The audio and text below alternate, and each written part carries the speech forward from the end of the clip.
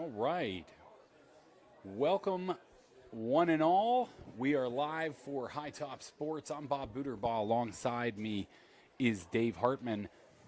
We're here at Freeport Athletic Stadium for tonight's matchup between the Hopewell Vikings and your Freeport Yellowjackets.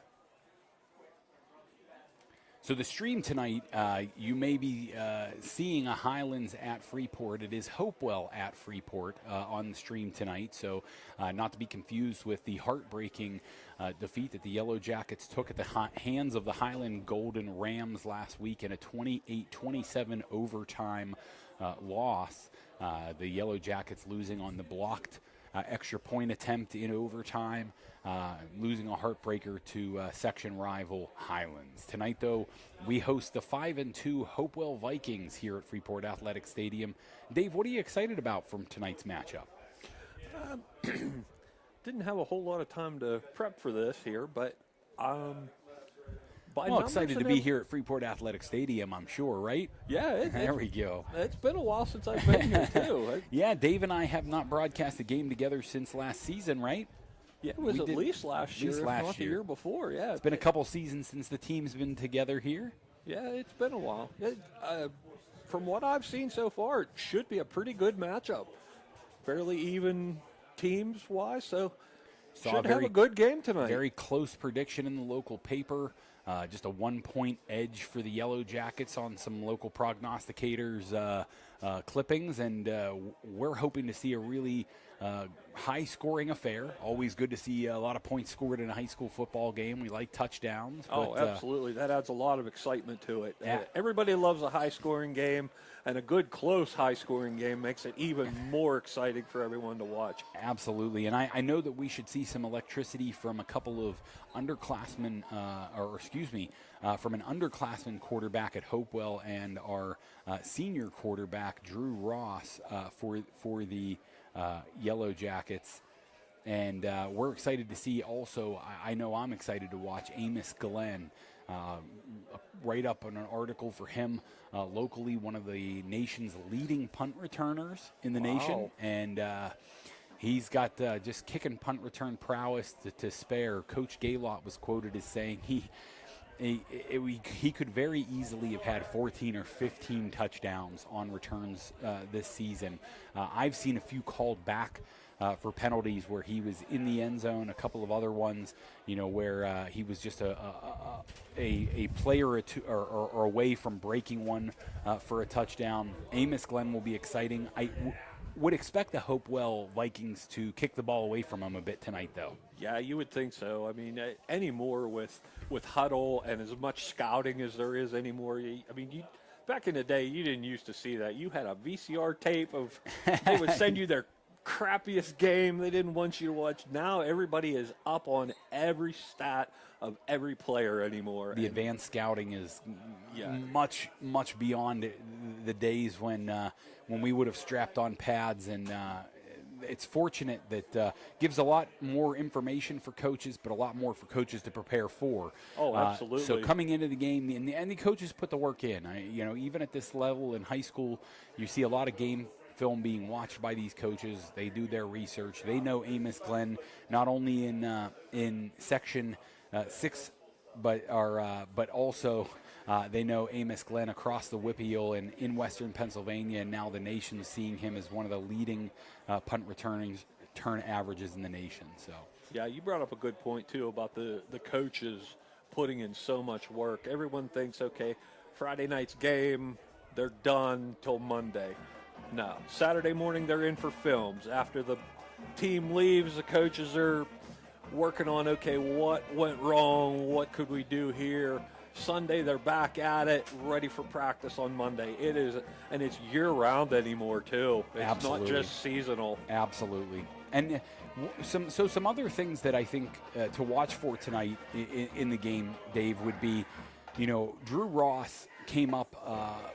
I don't want to say a little lame, but certainly had took a little bit of punishment last week against Highlands. Certainly came up limping on that ankle, and we want to see that he's doing well. See how that ankle performs. He's been a dual threat quarterback for the Jackets all season with both his arms and his legs. We'll see if the legs are limited at all tonight. And as the Yellowjackets are taking the field here, you can see them carrying American flags. It is red night. Remember everyone deployed night here at Freeport Athletic Stadium. So the Yellowjackets out there in their camo jerseys being led by Dawson Gaylott and Madden Wisniewski. Yeah, sorry about that, folks. The camera angle through the window kind of fuzzed out on the flags, but we got you good now. We also see several veterans that we're honoring tonight that were able to join us for the game tonight down on the field carrying the American flag. Not sure all of them, but I do see Mr. Mankey out there, father of Cameron Mankey. I see Tim Rogers out there. He is the grandfather of Danny King, safety and wide receiver for the Yellowjackets. Cameron Mankey being nose tackle and center for the Yellowjackets.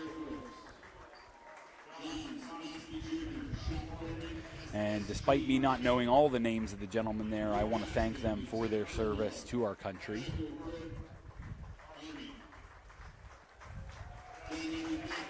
Always a beautiful sight here, Dave, on Remember Everyone Deployed night, on what they call Red Night. A lot of the red, I see a lot of red shirts and maybe sweatshirts and T-shirts for honoring that tonight. And we're going to hear the national anthem now, so I'll be quiet, and I'm going to remove my hat as well.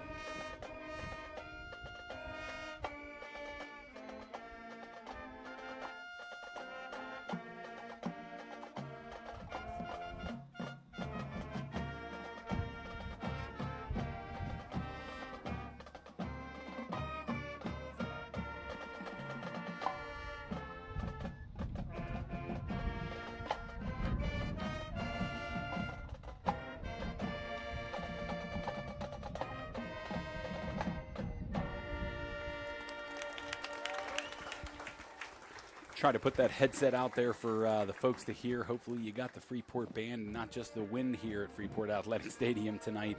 There certainly is a breeze blowing across the field tonight, right here into the broadcast booth, making us nice and chilly. This is perfect high school football weather. Perfect October high school football weather, yes. And we can see the Hopewell Vikings now taking the field. Kickoff here probably under 2 minutes. But as we were saying before the national anthem and had the nice break here for the Freeport alma mater, you know, exciting to see Drew. If Drew Ross is going to be playing tonight, I have not gotten word up here in the booth whether or not he'll be down on the field in uniform, whether he'll be taking snaps for the Yellowjackets or not. We will find out here very shortly, as the Yellowjackets will be taking the field momentarily.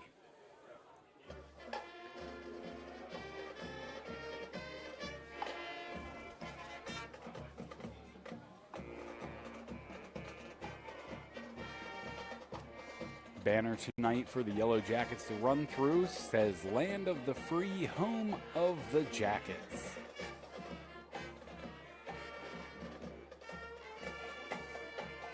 Looking forward as well to a matchup, as we talked about before the anthem as well, Dave.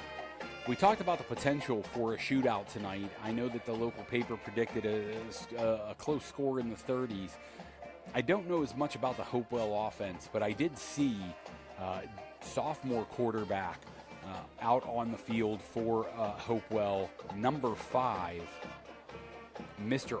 James Armstrong, and I was impressed. Just at the stature, James stands at 6'3", 220 pounds.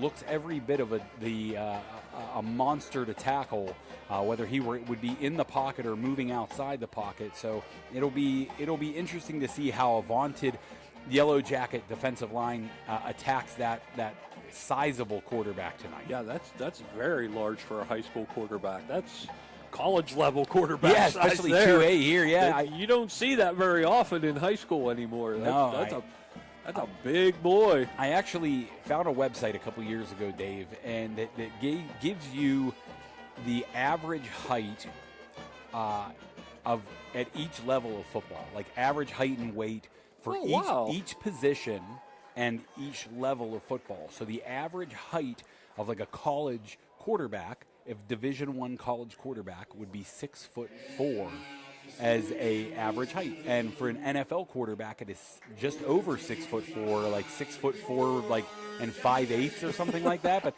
the website breaks it down. Very interesting. But yeah, to your point, he is absolutely every bit of a Division I size type quarterback, standing at 6'3", 220 pounds. And here we go. The Jackets will take the field, led by captain Dawson Gaylord, as he bursts through with the American flag, tearing up that land of the free, home of the Jackets banner. And we're going to have football momentarily. We're going to get a team prayer. And I want to take this moment during the team prayer to talk a little bit about something that I brought up last week during this moment. My father had been battling cancer for the last 9 months, and on Sunday, Dave, he passed. And I just want to take a moment to think about him. My dad's name was Ken Booterbaugh, affectionately known by those who knew him as Nuts. He was both a musician, and what I can say about my dad is that if you didn't have the opportunity to know him, and Dave, I don't think you did, I do feel sad for you today as well, because your life will probably have a laugh or two less than it could have had you known him. So my dad was a very funny man, a very talented musician, and we'll miss him very much. And looks like we're going to have captains out there for both Hopewell and Freeport for the toss. Looks like I believe Hopewell won the toss there and will receive. Freeport captains out there. We've got Amos Glenn, who's wearing number 17 tonight. Those of you that have been able to tune in for the broadcast, see some of the Freeport Yellowjacket football this season, you'll know Amos Glenn is a dynamic kick, punt returner, and tailback for the Yellowjackets, wearing number 33 most weeks. But here with the camo jerseys, honoring those that are deployed and honoring those that have served, we've got the camo jerseys on tonight, and Amos will be wearing number 17. Yeah, I like these camo jerseys. With the white letters, you can actually see them.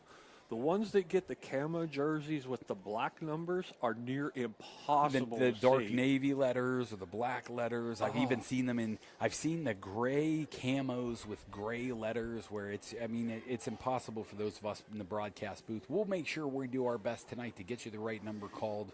We make mistakes, of course, and we'll ask you to forgive us for that. And yes, Hopewell has won the toss and will receive.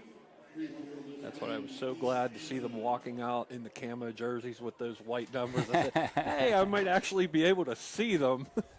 Might be able to tell who some of those folks are. And for Hopewell, we see Xander Muzzy, senior, one of their captains out there. I see number 55 for them as well. Brian McCabe, also a senior. I expect to call their numbers quite a bit this evening. Nick Thomas, also a senior, 6'1", 265, offensive and defensive lineman. They're going to be a load to move around for these Yellowjackets tonight. I can tell you that. I was impressed in pregame with the size of the Hopewell Vikings. And this is a team that Freeport does have some familiarity with, and has had some measure of success against in the past years, and we're hoping to see that success tonight. There will be a couple of other number changes that I want to make sure that those of you at home that are looking for your nephews, grandsons, sons, daughters, brothers, sisters, cousins that might be out there in the Yellow Jacket uniform. Paxton Senni, normally 28, will be wearing 29 tonight. As we mentioned, Amos Glenn switching from 33 to 17. Carter Kemp moving from 62 to 75. And Avery Westendorf 70 to 71 tonight. Back deep, number 4 for Hopewell, Nasir Wade. But the kick is going to be taken by number 2, or number 3, I believe, for Hopewell, brought down just short of the 20-yard line. That's George Tafkov. Tafkov? That's a tough one. Tafkov, Tafkov, with the return. Hopewell will start out with the ball on the 19-yard line. First down and 10 here in the fourth quarter for their opening drive.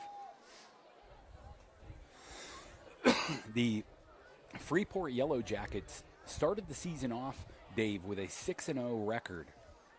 Losing last weekend to Highlands was their first loss of the season, and during that long win streak, the Yellowjacket defense was very stingy here at Freeport Athletic Stadium. Handoff's going to go to Nasir Wade. Wade's going to try and find running room around that left side, but he's going to be stifled by a host of Yellowjacket defenders for a loss of about 2 on the play.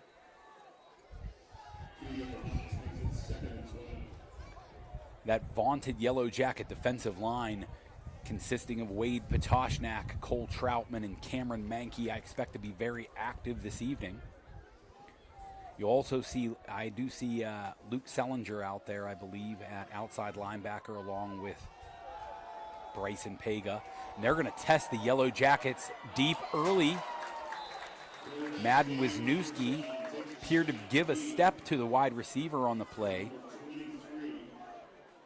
But Brody Rock unable to reel that one in as the James Armstrong pass falls incomplete. He laid it out there pretty good. It was close to pulling that ball in. He gave it every bit of effort, didn't he, Dave? He sure did. He certainly that ball was moving, too. I almost missed it on the camera. Yeah, he certainly got full extension, and he had a step in the secondary, so expect Hopewell to test Freeport secondary as they were tested last week against Highlands multiple times. We see a flag here, motion before the snap. That's going to be a false start and a 5-yard penalty on Hopewell. It's going to turn a 3rd down and 12 into a 3rd down and 17. Ball will be spotted at the Hopewell 12-yard line. Less than a minute gone here in the first quarter, and Hopewell moving in the wrong direction on their first drive.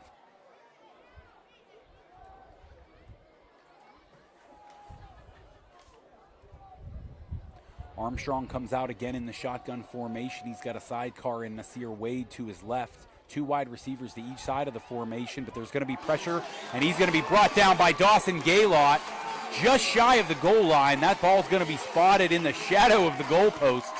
No safety called on the play, but that big sack's going to put Hopewell in a very difficult position following their opening possession. Punting with the heels on the back of the end zone will be number 23 for Hopewell, Brody Rock.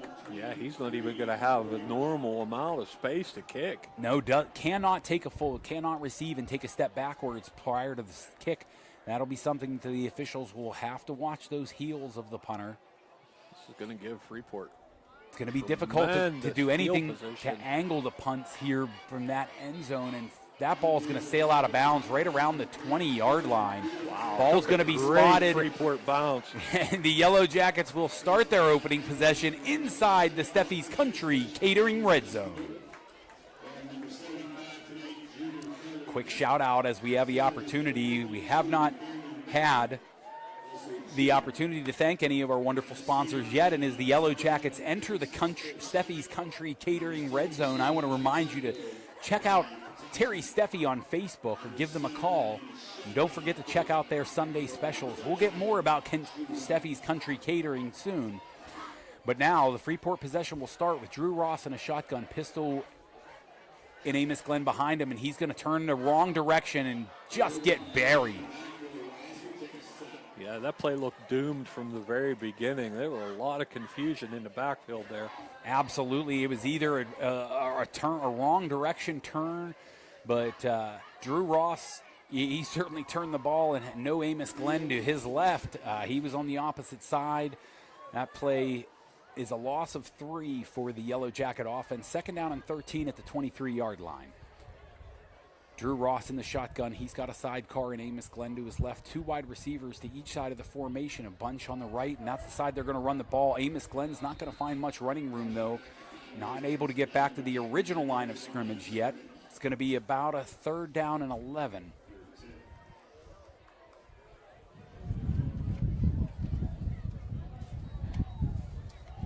As you can probably hear on the mics, we get gusts coming through the windows here. Yeah, I can hear it on mine and yours. We have paper blowing everywhere. It might as well be outside. Yep, it's a windy night here at Freeport Athletic Stadium, but the Freeport offense is in a hot spot with the ball just outside the 20-yard line. Drew Ross in the shotgun formation, motion across the formation, and Ross is going to fire that pass down the middle. Wide open. He finds Chase Flynn. That's 0-7 in your scorebooks tonight.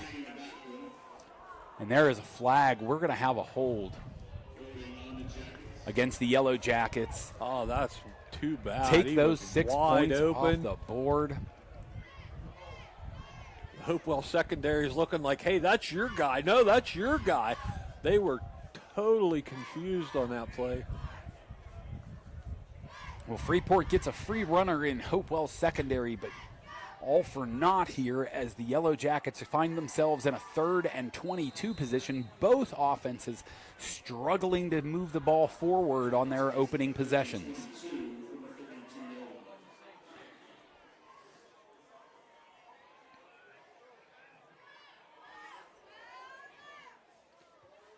Drew Ross in the shotgun. He motions Chase Flynn across the formation.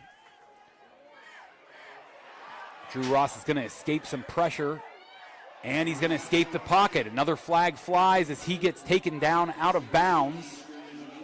No flags as Drew Ross is taken down far side of the field out of bounds. That flag flew in the area of a hold, again against the Yellow Jackets.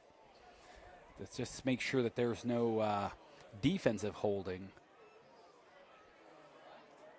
Flag certainly came from the secondary, but I do think it was after Drew Ross took off.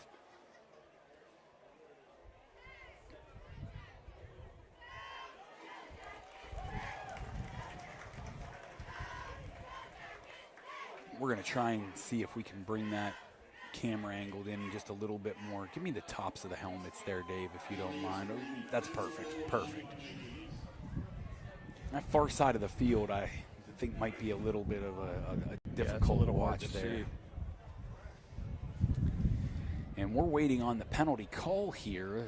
Explanation being given to Coach Gaylott, and it appears as if he's going to have the option because this will be against Hopewell. So I believe they're going to take what would amount to, I believe, a 5-yard penalty or a 10-yard penalty. Yeah, it was kind of hard to see what it was from where the area was on the far side of the field like that. I saw the flag come in, but I didn't see what. Yeah, it's going to be a defensive holding. It's typically a 5-yard penalty in the pros or and an automatic first down. High school football, my apologies, ladies and gentlemen. I do believe this is a 10-yard penalty in high school. So, and I do not believe. I believe you're correct. I do not believe that it is a. And I do not believe that it is an automatic first down. I believe it's a replay of the down, which will put the Yellow Jackets in a 3rd and 2 position, 3rd and 4. Either way, it was 3rd and 22, and now it's 3rd and. Yeah, I think it's going to be about 2 or 3. Yeah, it's 2 on the scoreboard. It looks like a long 2, almost very 3. Long 2. Very, very long 2 if it's 2.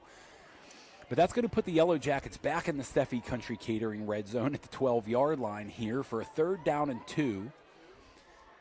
I got a feeling we might have just seen a makeup call. We took a touchdown off the board. Now we backed it back up. Well, they gave a 10-yard.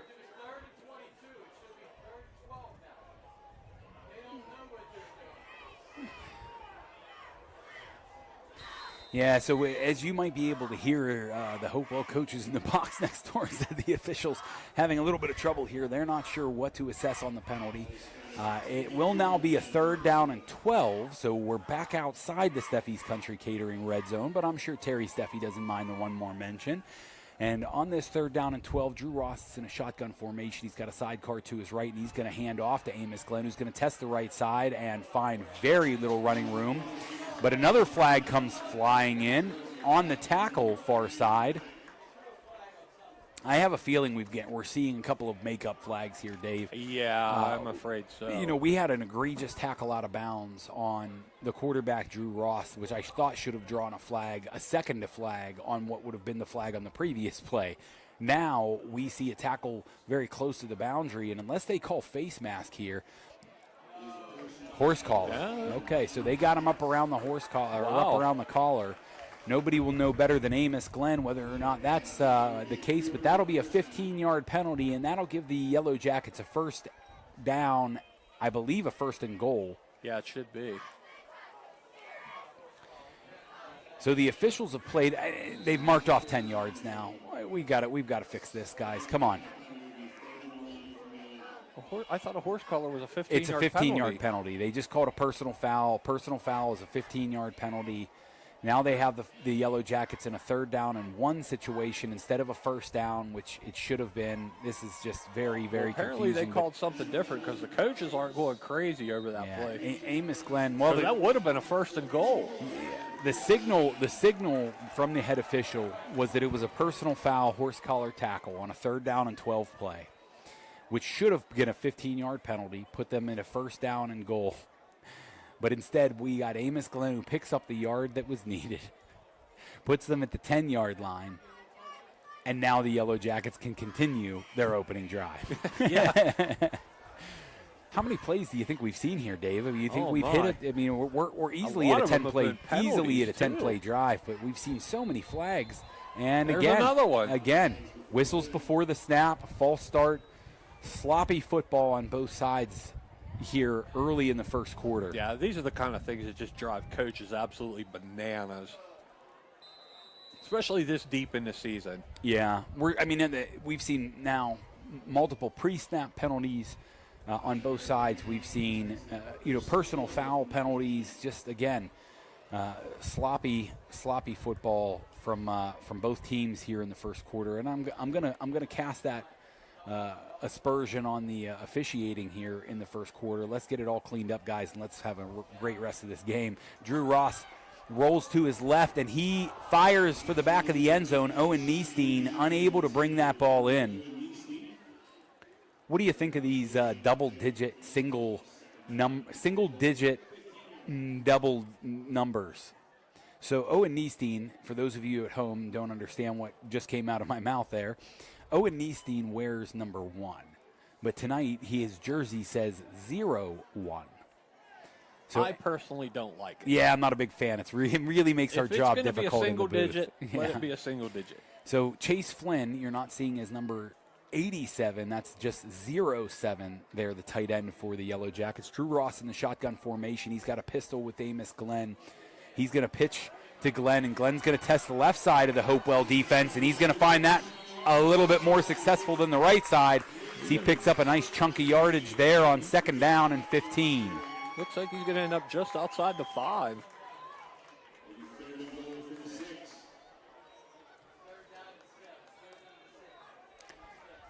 It'll be 3rd down and goal from the 6-yard line. Drew Ross in the shotgun. He has Amos Glenn to his right, and he's going to motion out to his right and find Chase Flynn. He said, "You took it off the board. I'm going to give it back to him," and finds his tight end for a touchdown that counts. No flags on the field. Let's see if Judah Thompson can make it 7. That was right in about the same area as the last one. Very similar play to the touchdown that was taken off the board to Chase Flynn. Hopewell, a little bit tighter coverage on that play. Yeah. But Chase Flynn made it look very easy. 2 hands on the football, touches them both in the end zone. That gets 6 points. And Judah Thompson's toe might bring the 7th.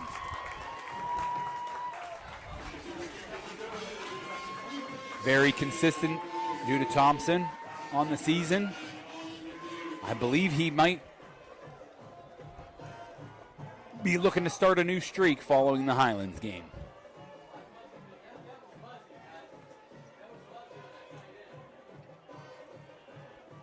I don't know. By what we're seeing so far, we thought was going to be a high-scoring shootout. This may be more of a defensive battle if they don't start cleaning up the penalties here. Well, neither offense is going to want to move from well behind the sticks. We saw what we saw, 3rd down and 22. We saw 3rd down and 15, 3rd down and 12. I saw 3rd down and 11 on the Hopewell side. The teams certainly on their opening possessions put themselves in precarious positions, but the Yellowjackets still come out with 7 points on their opening possession, and no one happier than Coach Gaylott for that, I'm sure. That took a lot of time off the clock, too. Yeah, certainly a long drive. That ball sails into the end zone. Judah Thompson's kick sails through, unable to return. Is number 2 for Hopewell, Avery Boker.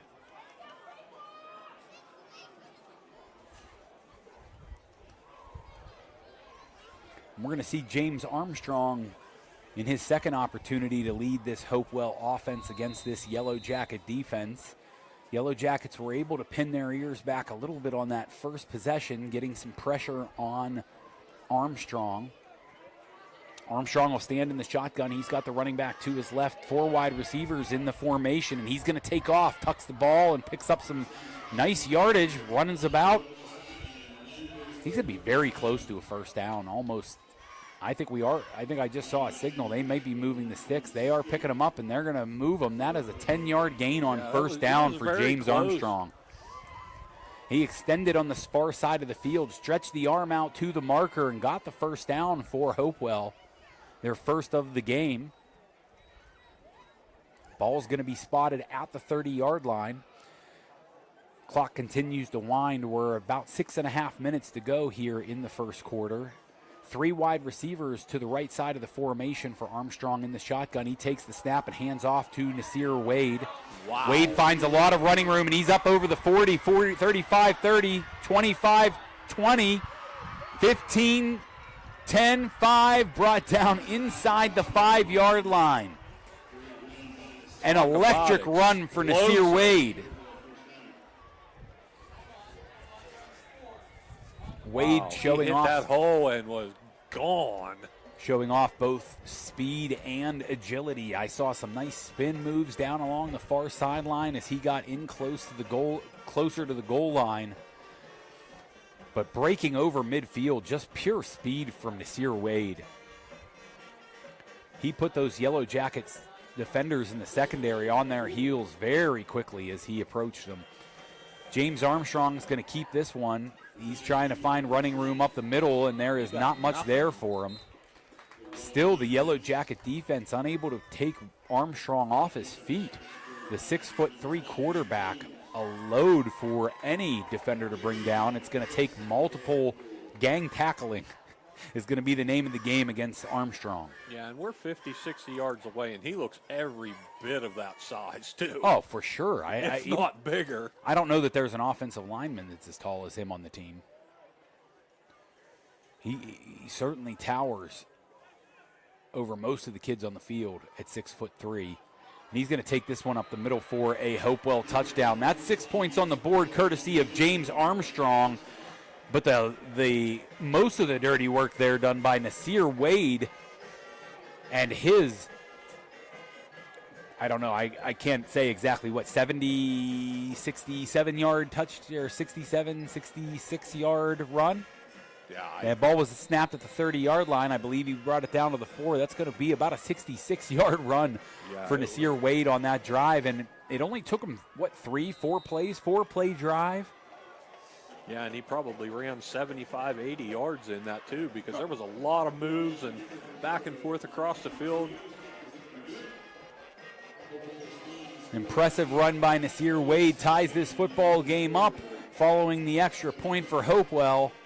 Yellowjackets going to need to get on their horse. We were hoping for a shootout tonight, and we might have one. We might just get one after all. Maybe they heard me. Yep, they cleaned up. No offensive penalties for Hopewell on that drive. Yeah, that was a very quick drive. Just yardage, and 6 points from QB Armstrong. Yeah, less than 2 minutes off the clock. And back deep for the Yellowjackets, number 17, Amos Glenn, the speedy tailback, punt, and kick returner, and wide receiver 08, that is Danny King, normally wearing number 8. Tonight we get the 08.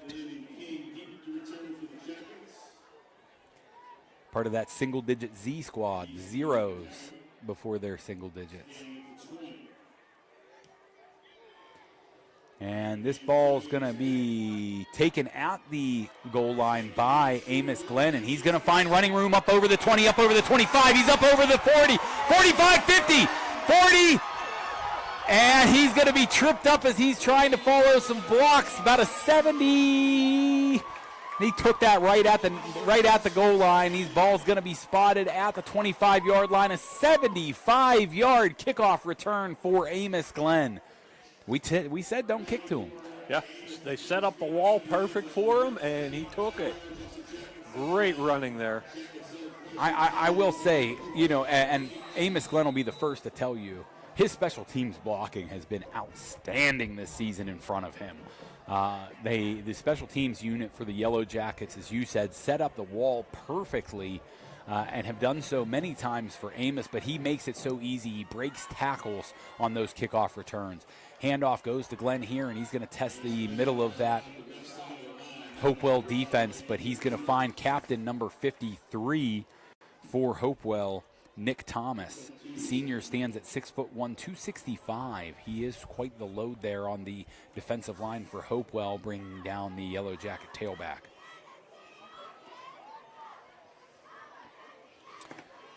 I'm going to give a shout to a couple of folks that I know are watching tonight. I have a hunch that my uncle, Jim, is going to be watching this evening. He likes to check out the High Top Sports broadcast whenever possible. So we're getting live picture, video, and sound tonight for you, Uncle Jim, and glad that you're watching.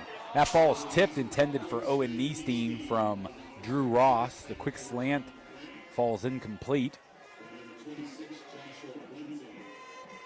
Number 26 for Hopewell, Joshua. I heard Eric Westendorf, the in-game announcer, say it, but I couldn't get the last names.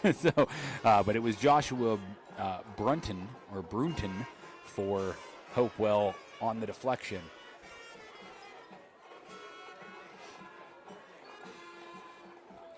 Yellowjackets are going to find themselves now 3rd down and 8 following that incompletion. Drew Ross in the shotgun pistol in Amos behind him.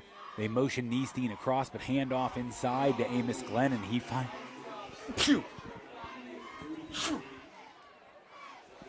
Excuse me, folks. A little sneeze caught me there, and my apologies.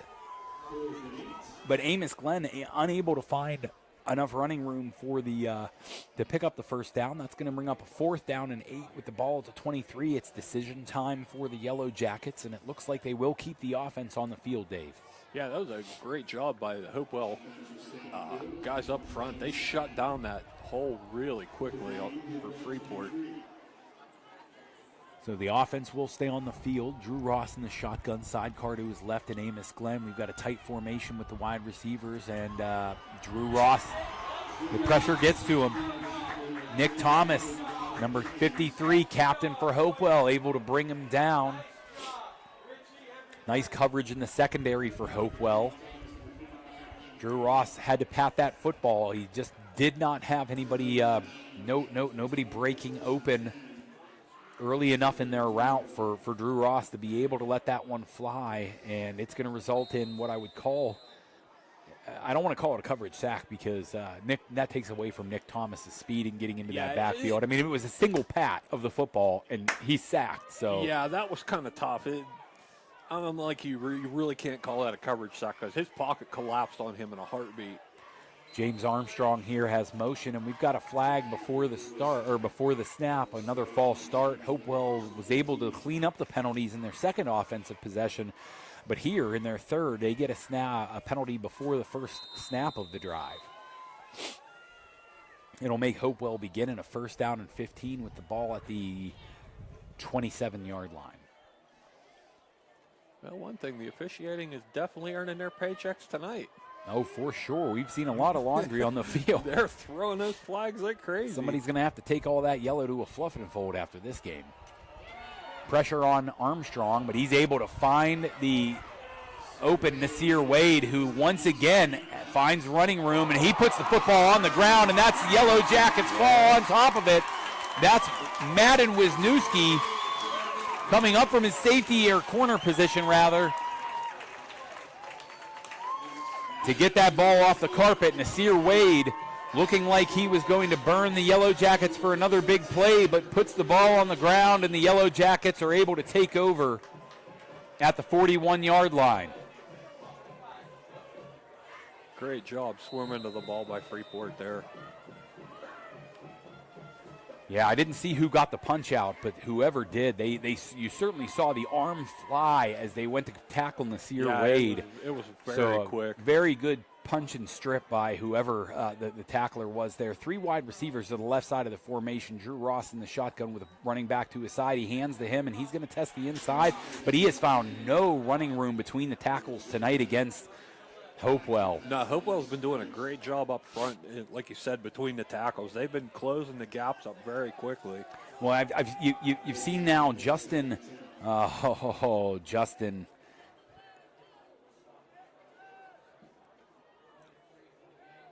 Obadobel.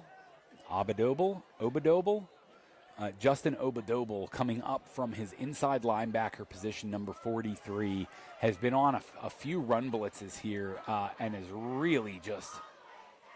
Now we've got a pass out to Amos Glenn. He's going to pick up nice yardage. That's going to be a gain of about 6 on the play, maybe 7, 6 or 7. Could be either. That'll be a 3rd down and 3, so it was or 3rd down and 2, a pickup of about 7 yards on the play.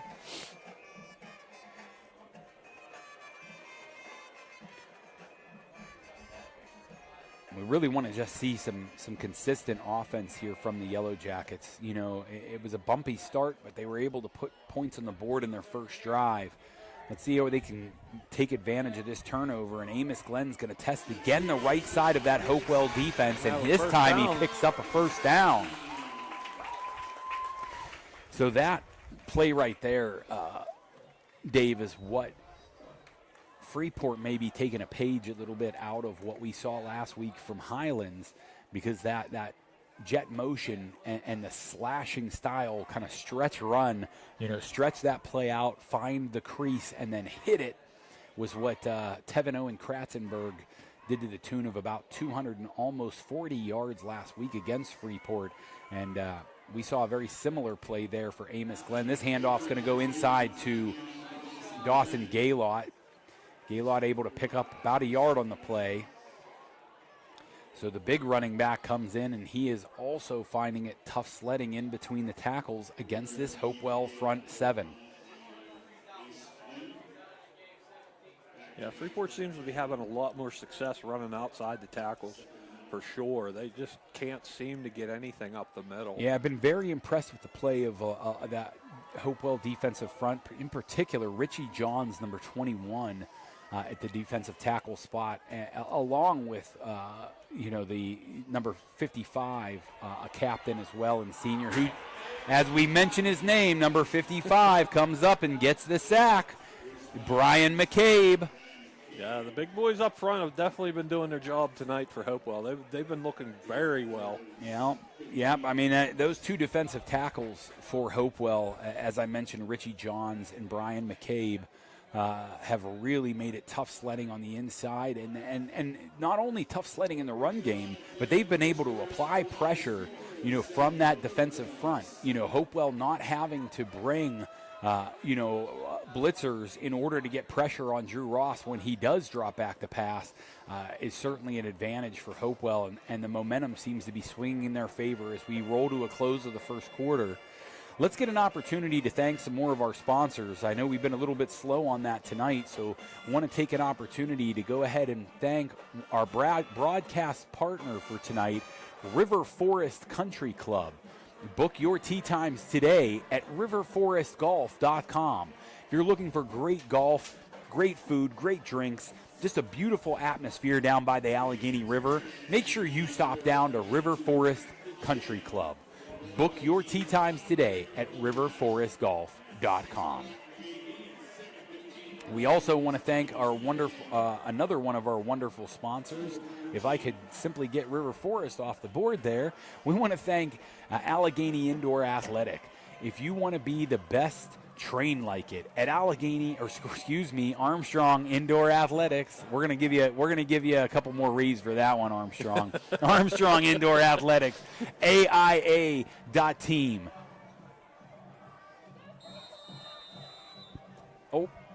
And we hit River Forest and AIA. We got them all up there. We got the camera focused, and we've got Drew Ross in a shotgun. Action. 5 wide receivers in the formation, 3 to his left. He's going to go that way, and he's looking deep for number 1, Owen Neesteen, but there's going to be a flag. There was a lot of contact on that play. Yeah, there should have been a flag. A lot of contact on that play. Owen Neesteen draws the 15-yard pass interference penalty. Yeah, and obviously the Hopewell coaches don't like that. You might be able to hear that in the broadcast booth, but that is certainly. The ball was a little bit underthrown, but they're going to give that to the receiver every time. Yeah. He had nice position, but little too handsy, and that receiver came down on the play. You're going to get that penalty almost every time in high school football. And like we were talking about earlier, I don't understand why in high school it's not a spot foul. Yeah. When it is in college, it is in the pros, but yet it's not in high school. Yeah.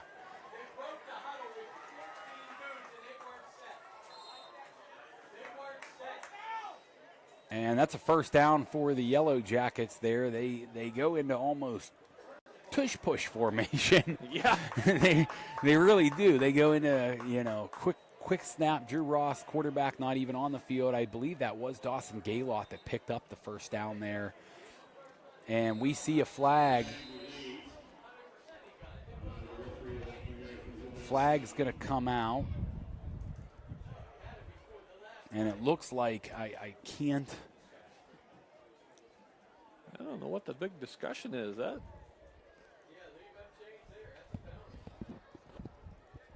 they going to say that Freeport didn't get set?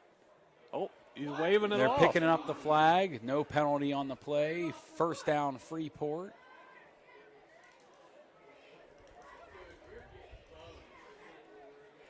Still haven't.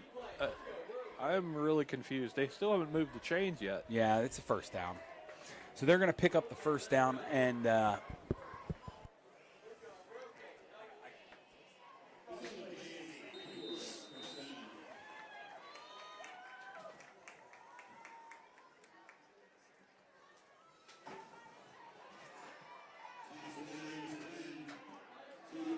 Oh, and we get another flag on the play. That's going to be a hold against Freeport.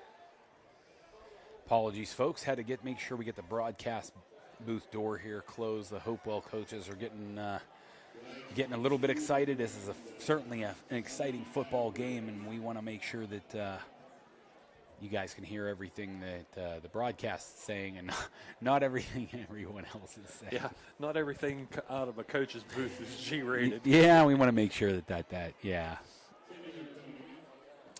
So it's going to be a holding penalty against the Yellowjackets. That'll make it a 10-yard penalty, and we'll see a first down and 20 for the Yellowjackets with the ball spotted at the 46-yard line. So we talked about in the first quarter, we might see a defensive struggle. Then we get 2 quick touchdowns on each of the next possessions, and we've not seen any points since. Yeah. Second quarter is still pretty fresh, but we want to see something from the Yellowjackets here. I'm sure if we could start deeming shootout, we need to see a score pretty quick. Doesn't seem to be a whole lot of consistency on either team as far as that pressure goes. From Richie John.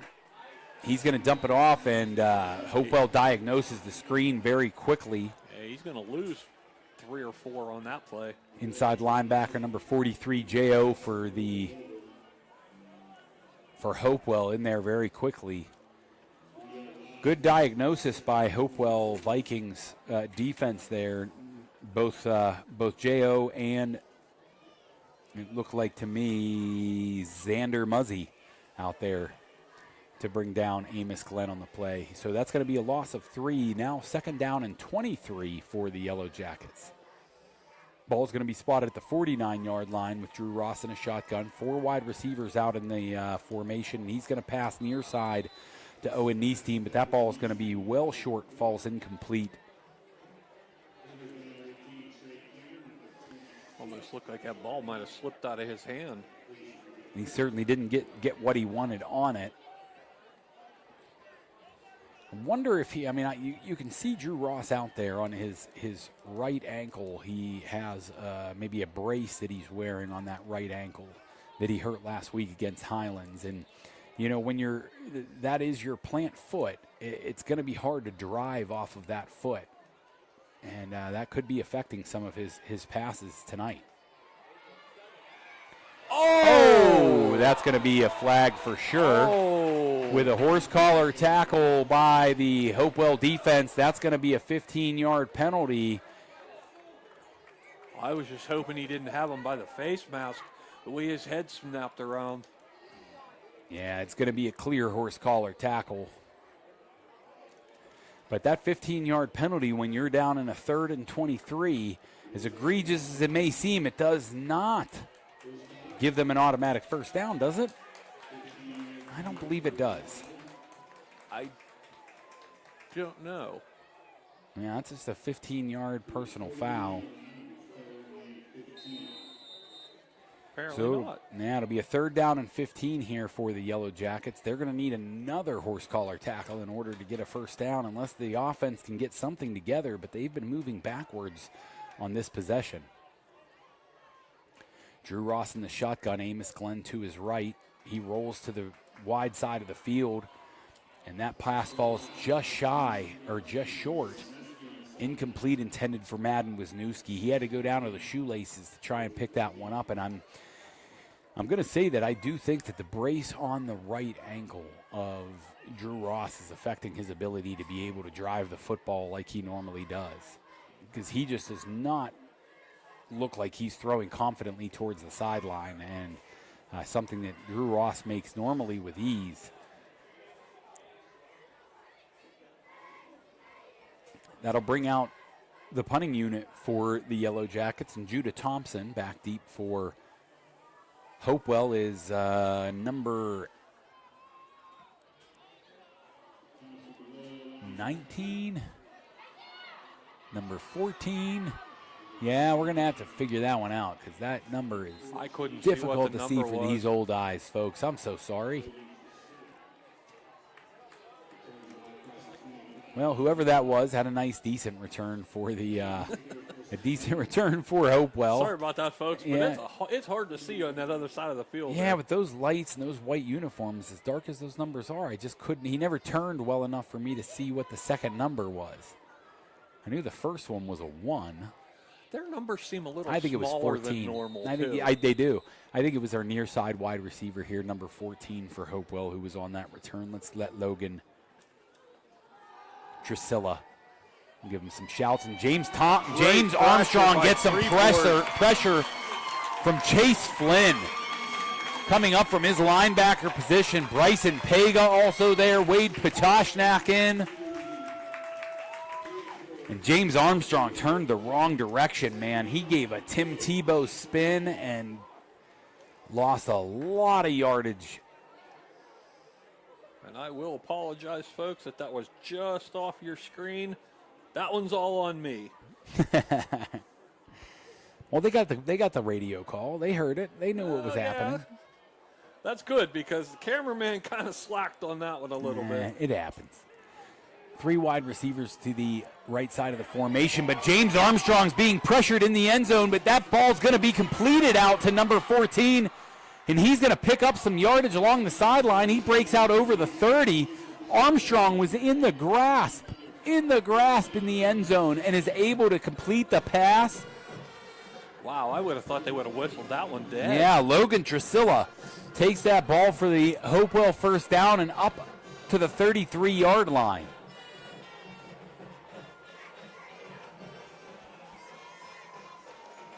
Normally they're quick to blow the whistle on a play like that. They just kind of let him go. Yeah. Well, I mean, he was falling to the ground. He delivered the football while he was going down, but you know, he was still nothing touched. You know, I liked that the officials let him play. I'm unfortunate that it didn't break for the Yellowjackets, but quite frankly, they were in a third down or second down and 28. So following the long completion, Hopewell is still in a third down and 2. Yeah.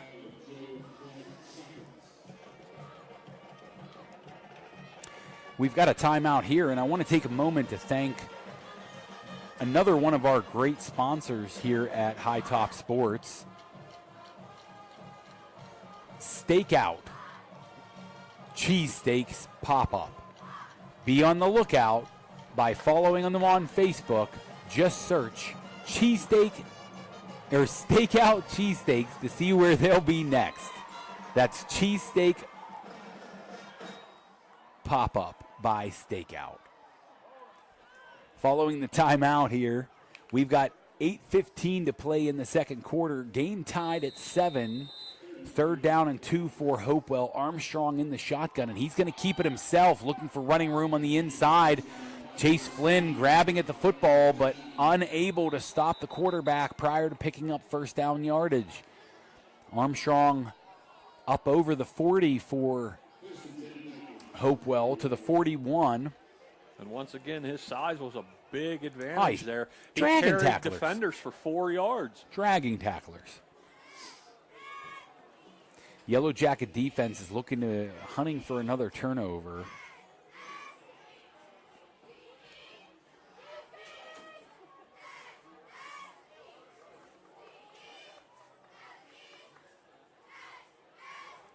Armstrong in the shotgun. He's got 2 wide receivers to each side of the formation, and running back to his side. He's getting some pressure in the pocket, and he's going to break up free of that pressure and be driven out of bounds, but not until he picks up about 5 yards on the play.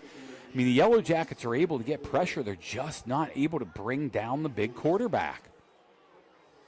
Yeah, that's a pretty tough task to ask of anybody. He's not only big, he's very athletic and agile. Yeah, and I didn't want to draw the comparisons, but just based on the size, based on the jersey number, based on the fact that he's making passes while falling down and running, picking up first downs, dragging defenders. Do you remember Donovan McNabb? Yeah. The old Philadelphia Eagles quarterback? He's got those wings on the helmet. This handoff to Nasir Wade's going to be for 6. He is absolutely gone. Takes it to pay dirt, and that's going to be 6 points for the Hopewell Vikings. Nasir Wade, just a streak through down the center of the Yellowjacket defense there. And no flags. And Hopewell certainly has their thunder and lightning in quarterback James Armstrong and running back Nasir Wade. And that was just pure speed. That is one thing you cannot teach. You Yeah. can't teach speed. I mean, it was fast enough to split the safeties, and neither one of them. Kick is up and good. Neither one of them could have told you the jersey number of the kid that had just ran past them. Kick is up and good, so 14-7. Hopewell leads the Freeport Yellowjackets here. 7:20 to play in the first half.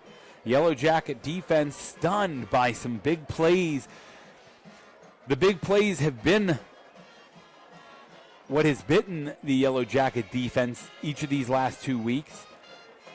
Tevin Owen Kratzenberg from Highlands with over 240 yards rushing on the ground, courtesy of several long touchdown runs.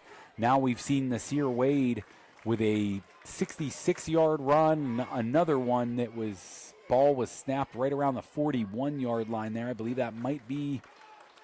Oh, no. They had a couple of other plays. So that was should put him very close to 100 yards in the first half. Yeah, he's going to be very close to 100 yards in the first half. And the Yellow Jacket defense really needs to figure out what they're going to do to stop the run, especially on the edge. Freeport was forced to call a timeout. They didn't have enough guys on the field.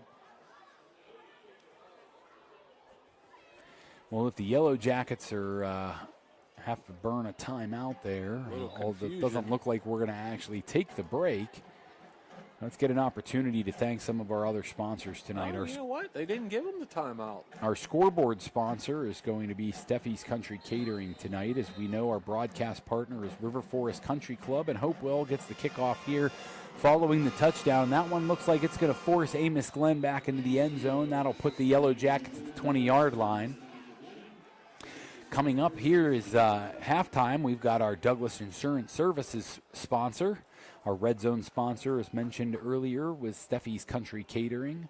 Our Extra Point sponsors, and we've had 3 of them tonight, so let's make sure we mention Arbor Form Tree and Landscape a few more times, because Arbor Form Tree and Landscape has sponsored 2 Extra Points by Hopewell and 1 by Freeport so far tonight. Our broadcast booth sponsor is Stakeout Cheesesteaks. Make sure you find out where Stakeout is. I've heard very good things about them. I haven't had a chance to catch up with them yet. They are delicious. I had one down at the River Festival down in Katanning. Oh, okay. Oh, yeah. Stakeout Cheesesteaks. Yeah, the Folk Festival down by the river in Katanning went down. Stakeout Cheesesteaks were there. I had one. It was delicious. You don't think I'd be reading these sponsorships if I didn't believe in these companies, do you? Hey, you have to try them. Absolutely. I've read the sign for Douglas Insurance Services outside the corner of Freeport High School when I was leaving there every year for 4 years. You couldn't pick better than Douglas Insurance Services. Amos Glenn with the ball carrier here. He finds it tough sledding on second down. It'll bring up a third down and about 2 yards for the Yellow Jackets. Ball spotted at the 28-yard line.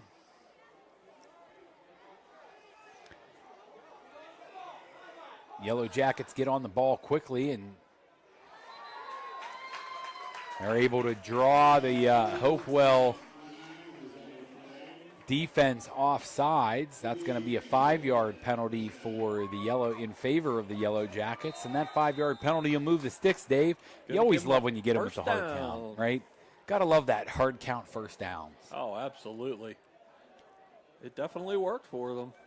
We call him the Aaron Rodgers special. We hated it when he did it with Green Bay Packers. We love to see it on Sundays in Pittsburgh.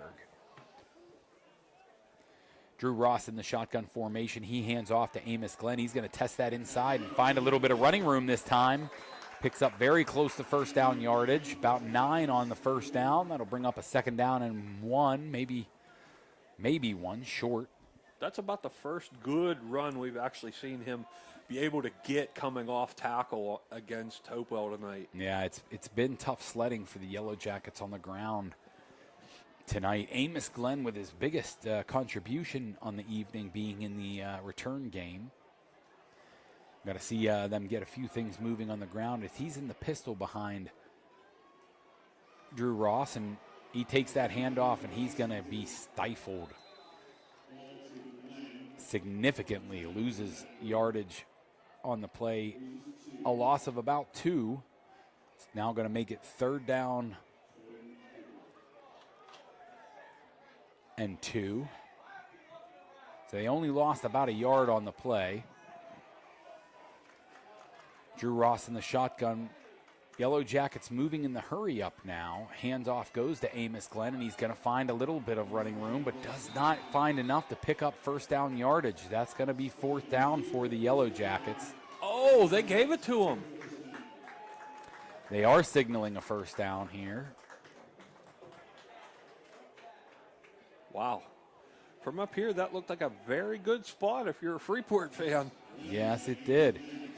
The Freeport fans certainly had a grievance with those wearing the black and white last week against Highlands. A lot of spots that the Yellowjacket faithful did not agree with, but tonight they see the benefit of what I thought was going to be a 4th down, turning into a first down. Drew Ross back to pass. He's unable to find anyone open, and he's hit from behind and brought down by number 53, Nick Thomas, senior defensive end for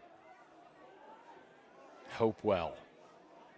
Yeah, he's listed at 6'1", 265. He's every bit of that. Yeah, too. this Hopewell defense has just been able to get consistent pressure all night. Yeah. From that front four.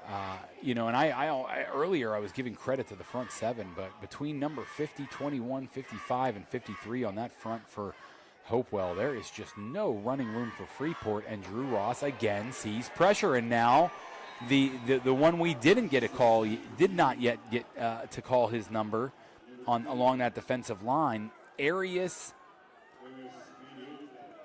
Heniotes. I'm really struggling here, folks. I'm not even going to try that one. That one's a tough one. We're going to be calling by a lot of these guys by their first name, but Arius certainly had a step and was able to bring Drew Ross down there. That's going to bring up a 3rd and 31. 5 wide receivers in the formation. They're going empty set, Freeport. Lots of pressure so far from Hopewell's front four. And again, Arius in there for the sack of Drew Ross. Hopewell is absolutely on defense, having their way with this Yellowjacket offense right now. Yeah, they're just so big and so quick. Freeport doesn't seem to have an answer for them. Well, I mean, they're getting pressure from front four. I mean, Freeport went empty set there. You've got 5 blocking 4, and they have the sack within a few seconds. The blocking up front, the schemes it is not working against what Hopewell is doing in their front four, and Freeport better figure it out here quickly, or this night's going to turn it into a long evening. Timeout here for the Yellowjackets. We're going to take a break and thank one of our wonderful sponsors, Arbor Form Tree and Landscape. Not all tree and landscape services are created equal, and the job isn't as cut and dry as you might think. Whether it's removing that ginormous oak tree that's leaning too close to your garage, or creating and maintaining the kind of landscaping around your property that you can be proud of, count on Arbor Form Tree and Landscape. No job is too big or too small for Arbor Form's expert team to tackle. Find Arbor Form Tree and Landscape on Facebook. Judah Thompson gets the punt away here. Ball falls inside Still Jacket territory, and it's going to be downed by Kaysen Barker at the 42-yard line. And as I said, Arbor Form Tree and Landscape, find them on Facebook at facebook.com/arborform, or call 724-599-8704. Arbor Form Tree and Landscape LLC, fully licensed and insured.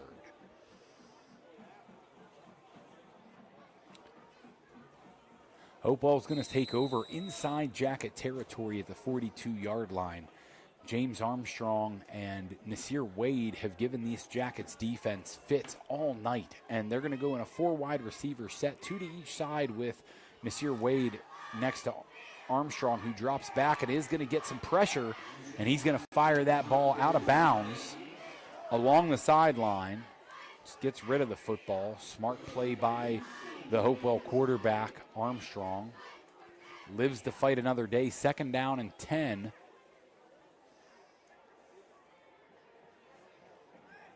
For the Vikings. Little scoring update for the other game on High Top tonight. Have Kiski area leading Armstrong 14-7. We've got a 14-7 to score here, but it's not in favor of the Freeport fans. Hopewell leads at 14-7, and James Armstrong again picking up nice yardage. Tackled on the play by Bryson Pega. Ball's going to be spotted at the 35-yard line, and it'll be 3rd down and 3 for the Vikings. James Armstrong also picking up nice yardage tonight, but he is coming up a little bit lame. He's limping towards the sideline as he gets the call on this 3rd down and 3. I don't expect Hopewell to take him off the field necessarily. He is limping bad enough that they are. He just about went down there. So James Armstrong, we hope the Hopewell quarterback's able to rejoin the contest here. We've got 2:21 on the scoreboard, 2nd quarter. Yellowjackets trail 14-7. Vikings in front. And I mentioned it a couple of times. My dyslexia messes with me a little bit, and I've called them cheesesteak stakeouts or stakeout cheese. It's stakeout cheesesteaks. Bigger is better, and Stakeout Cheesesteak epitomizes that with their one-of-a-kind cheesesteak sandwiches. Every sandwich comes with a half pound of fresh ribeye and a blend of mozzarella and Cooper's sharp American cheeses on rolls that are made the same day and guaranteed fresh quality for the most scrumptious cheesesteaks in the area. Find Stakeout Cheesesteaks. The handoff goes to Nasir Wade, and he's going to pick up a yard or two, but he does not. He's going to be short of the stick. Yeah, he does not make it back. Does not make it to those sticks. That's going to be a 4th down and 1. Great stop by Freeport there. Looks like 4th down and 2. Hopewell's been pretty much running at will at the up front there. That was a great stop. Jacket defense needs to swarm here again. Armstrong on the sideline, and Kingston Krotek will be taking the snaps.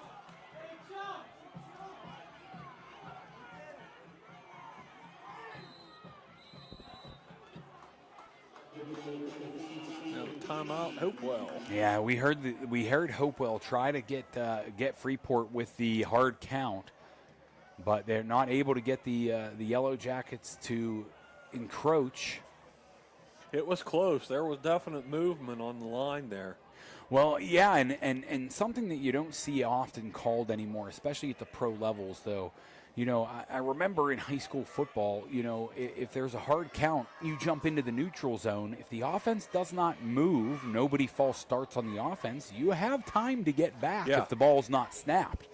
But if you enter the neutral zone and touch an opposing player, that, of course, being encroachment, and, the whistle immediately blown. I do believe the officials were letting that Freeport offensive player, they hit the neutral zone, got back in time, and they allowed that. So Hopewell's going to bring out number 9, Rocco.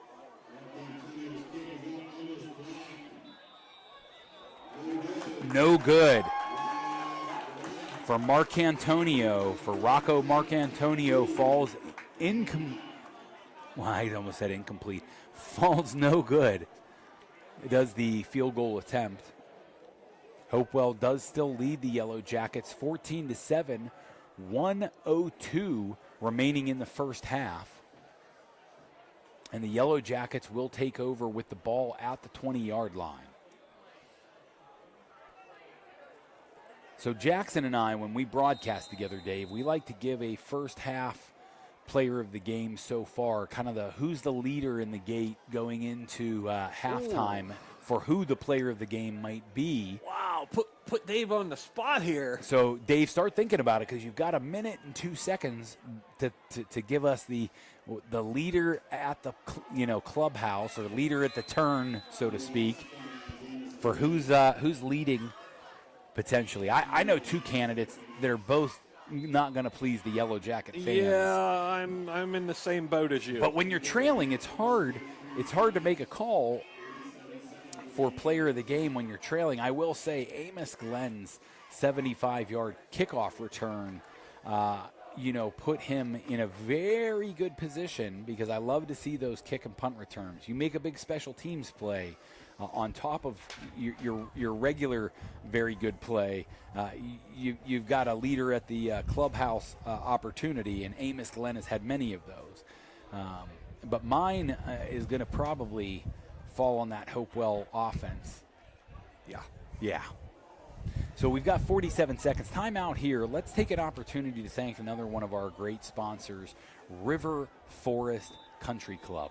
I don't know if you love golf. I don't know if you love good food. I don't know if you love good drinks. But if you like any one of those three things, make your way down to River Forest Country Club and Grill and check them out. For memberships, check out riverforestgolf.com/membership or call 724-295-2217. We'll hear more about River Forest and their great support of High Top Sports later on. Drew Ross out of the shotgun here. He's looking deep for Madden Wisniewski, and he finds him at the 50-yard line. Got to string a couple of those plays together for the Yellowjackets. A nice completion and 30-yard play for the Yellowjackets. But the ball looks like it's been spotted for a 3-yard pickup. Was it an incompletion that I did not? I'm lost. Did Madden Wisniewski not catch that football? He appeared to catch the football. I don't know what happened there. Ladies and gentlemen, I'll have to watch that replay back because I have no idea what happened. The Yellowjackets are going to take a knee here, and that's going to end the first half as we've got Hopewell takes their final timeout. Boy, the comedy of errors that began the game for both the Freeport offense and the Hopewell offense has bled into the officiating, and then even the broadcast booth is we are now making quite a few errors here as we wind down the clock in the first half. Second quarter. Oh goodness. Well, it's been a long week, folks. Give us some grace. We're going to certainly need it. Stay with us for the second half. We're going to get the microphones out, and we're going to hear some unbelievable high school bands, both from Hopewell and Freeport, and we'll be back in the second half. Our halftime sponsor is Douglas Insurance Services, so let's go ahead and get that Douglas Insurance Services graphic up because they are an outstanding partner of Freeport Athletics, so we want to make sure we can see some of that while they're out there. Get your folks all zoomed out here so you can enjoy the bands.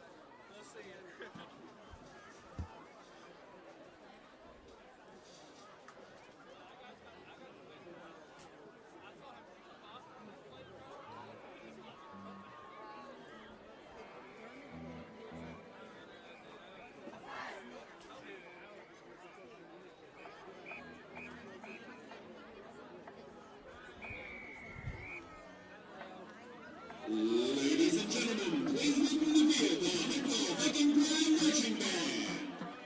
Tonight, we'll be traveling through time from 1946 all the way through to 2019. So kick back, relax, and enjoy the 73-year journey as the Hopewell Band proudly presents Disney Through the Decades. Leading us through this journey will be senior drum major Ken Cloud Wheeler and junior drum major Cloud Weber. Drum majors, it's your band ready. First up, our band will start off with a performance on this wonderful day with Zippity-Doo-Dah.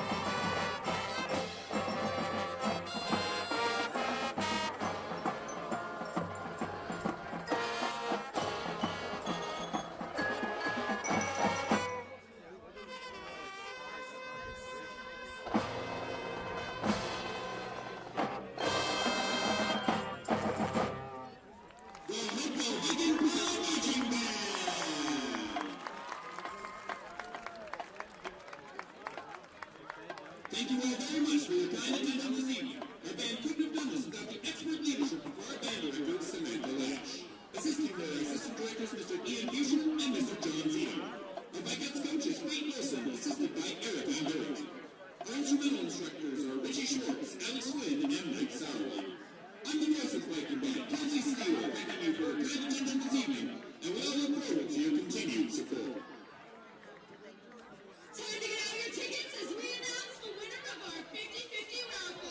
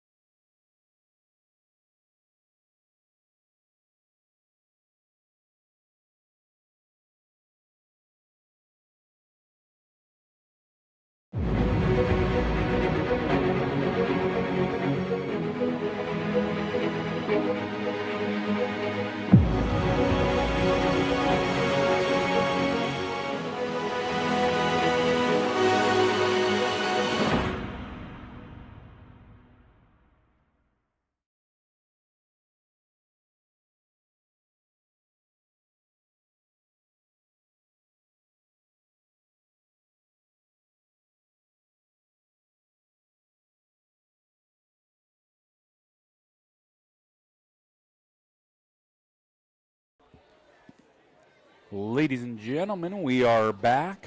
Some wonderful high school marching band performances by the Hopewell Vikings and Freeport Yellowjacket bands. If you had an opportunity to stick with us through halftime to listen, they certainly put on some wonderful shows for us.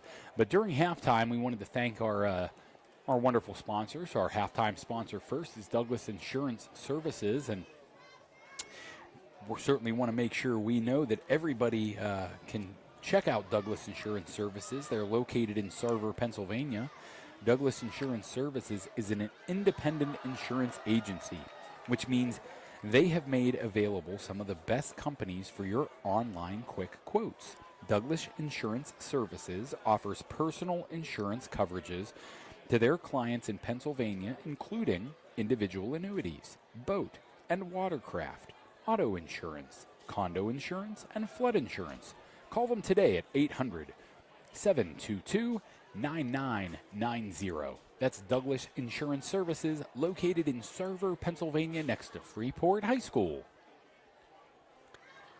So Douglas Insurance Services is our halftime sponsor. We also want to thank our official broadcast sponsor today, River Forest Country Club. Historically, River Forest Country Club has been known for its unsurpassed walkability among western Pennsylvania tracks, as well as its challenging target greens. The management team is committed to upgrading conditions so that our golfers on the links can enjoy a consistently excellent experience. River Forest is currently working on making significant improvements to their course infrastructure, including enhanced irrigation, services to the greens, fairways, and tee boxes. For golf memberships, which are expansive and reasonably priced, you can apply online at riverforestgolf.com/membership or call 724-295-2217. That's River Forest Country Club. We'd also like to thank Armstrong Indoor Athletics. That's Armstrong Indoor Athletics. Let's go ahead and get their graphic up, too, for Armstrong Indoor Athletics. I don't want to make cause any more confusion, because Armstrong Indoor Athletics, located at 138 South Grant Avenue in downtown Katanning, is the premier multi-sport training facility in the region. The newly added turf field can accommodate practices and training for almost every sport, including soccer, lacrosse, football, and more. It's not too early to get your baseball, softball, and soccer teams registered for winter team memberships. Desired times are filling up quickly and are awarded on a first-come, first-served basis. Be sure to visit Armstrong Indoor Athletics online at aia.team or call them at 724-599-9791. Again, that's 724-599-9791. That's a lot of nines.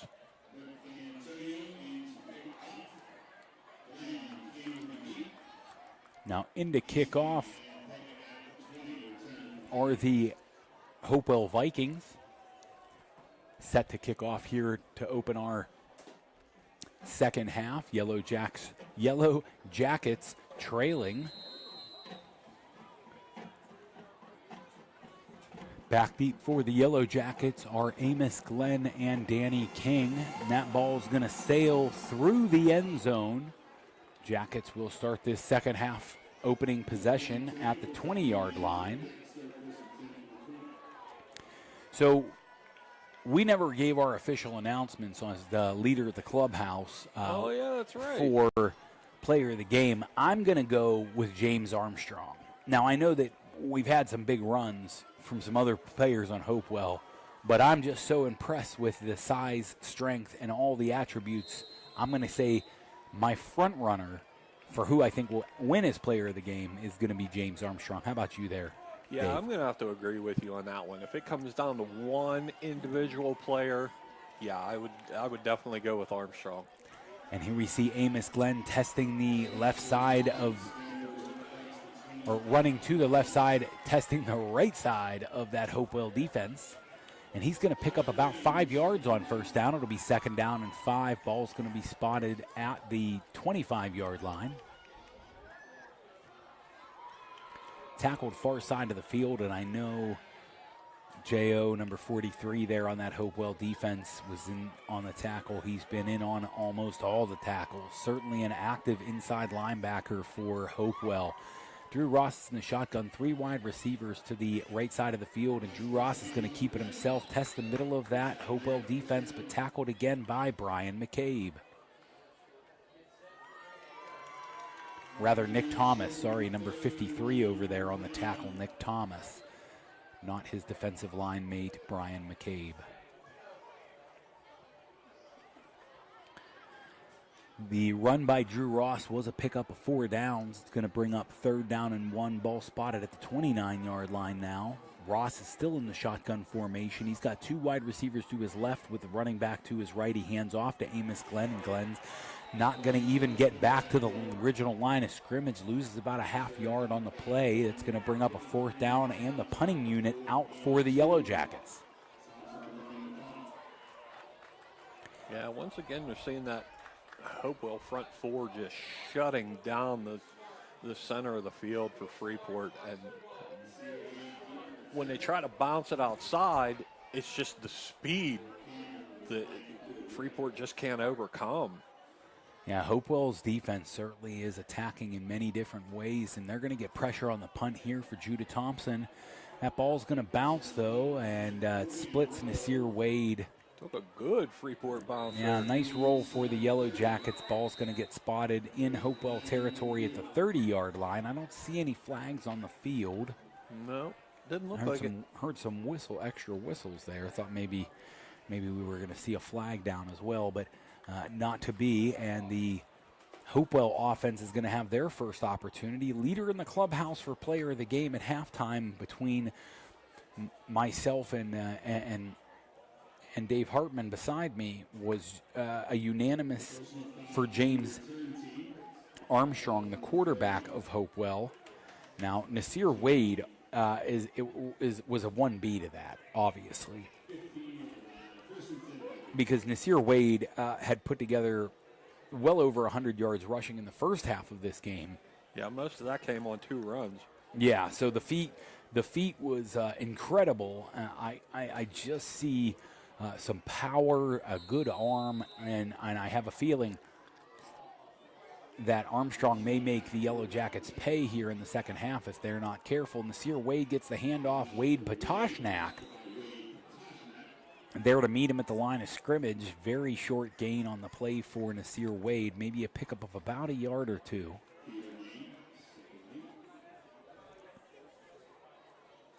Ball will be spotted 2nd down and 8 at the 17-yard line here, 3rd quarter. About 9:30 to play now on the clock.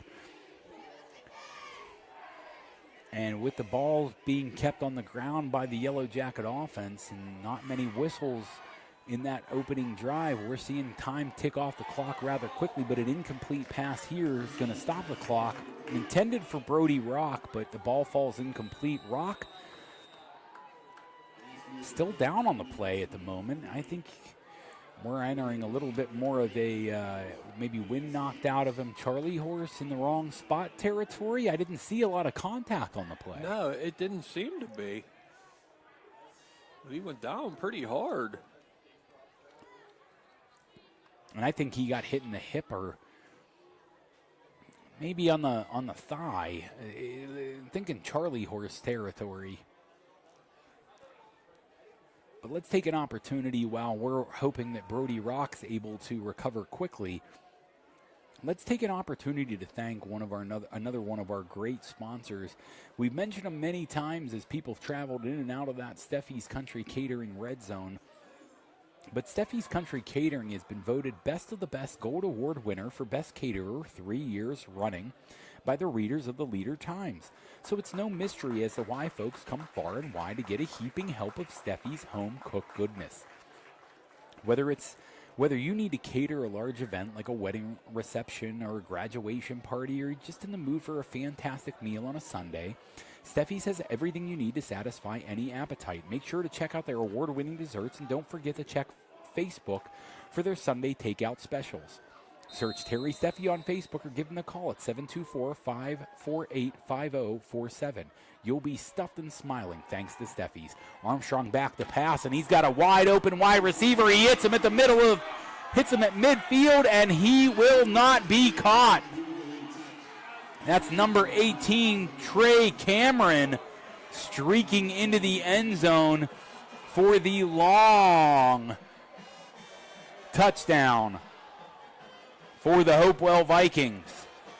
Armstrong must have heard us talking about player of the game and just wanted to pad the stats a little. Yeah, Armstrong certainly impressive in the first half, both with his arm and his legs, but making the Yellowjackets pay here with a 60-plus yard, almost 70-yard touchdown reception for the wide receiver, Trey Cameron, from James Armstrong.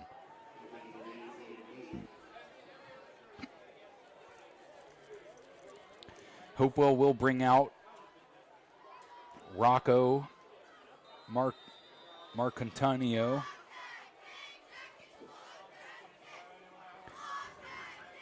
And Mark Antonio's kick is good. Hiccup there. Sorry, folks. And that was another one.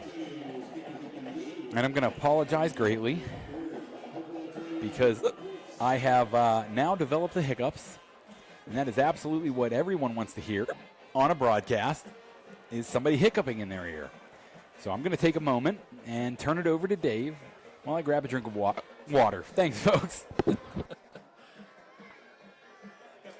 All right, we'll get back to action here.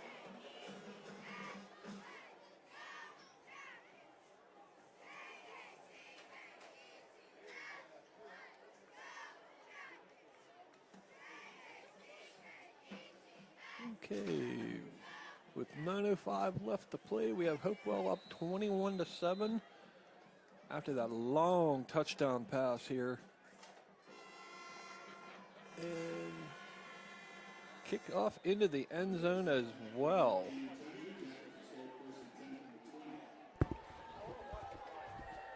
Let's cross our fingers, folks, that I'm not going to hiccup into your ears for the whole second half of this football game. Should be having that taken care of now. If you've never taken a drink of water while rubbing your earlobes to solve hiccups, it's going to do it very well. Score updated, 21-7. Yep, we're good. Oh, Joe must be on the ball. Joe is on the ball. He's Way got to our go, score Joe, because updated. I didn't do it. We've got remote updates happening at High Top Sports. That's right, he's not here. He's updating the score from his living room. Watching the broadcast, making sure everybody's getting the correct score. Drew Ross back to pass, and he finds Owen Niestein along the near sideline, but he's going to be forced out of bounds. Tackled on the play by number 3 from Hopewell, George Tafkoff.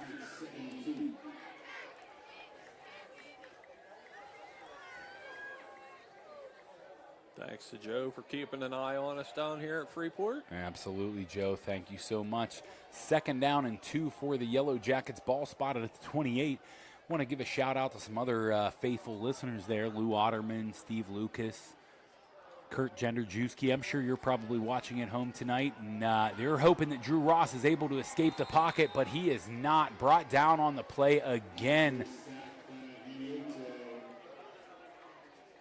Sacked by number 50 once again from that Hopewell defensive end position. Coming up is that Eris Hanote. And I'm going to say that very wrong, but I apologize. He's making a fair bid for player of the game as well. Oh, 3 sacks now. He's had on a the night. Tremendous game. Lots of pressure. We did not mention him much in the first half. We lauded that defensive line for Hopewell, and Eris did not get much praise until now. All of a sudden, 3 sacks. Drew Ross back to pass, looking for Owen Niestein, and Nasir Wade unable to make the interception. Turned into the receiver, almost running the route there. Ball came down. His teammates are saying, dude, you dropped that? Yeah, he's getting, he's hearing an earful from the teammates. I'm sure he's going to hear that ball was right there in the gloves. A razzing there from the Hopewell sideline as Nasir Wade Wishes he would have had that one back, but it will force a punt here from the Yellowjackets. Judah Thompson out for the Yellowjackets to punt. Back deep for Hopewell, 2 returners, and it's going to bounce, and Kaysen Barker is going to take it just shy of the 50-yard line. Ball will be spotted still in Yellowjacket territory at the 49.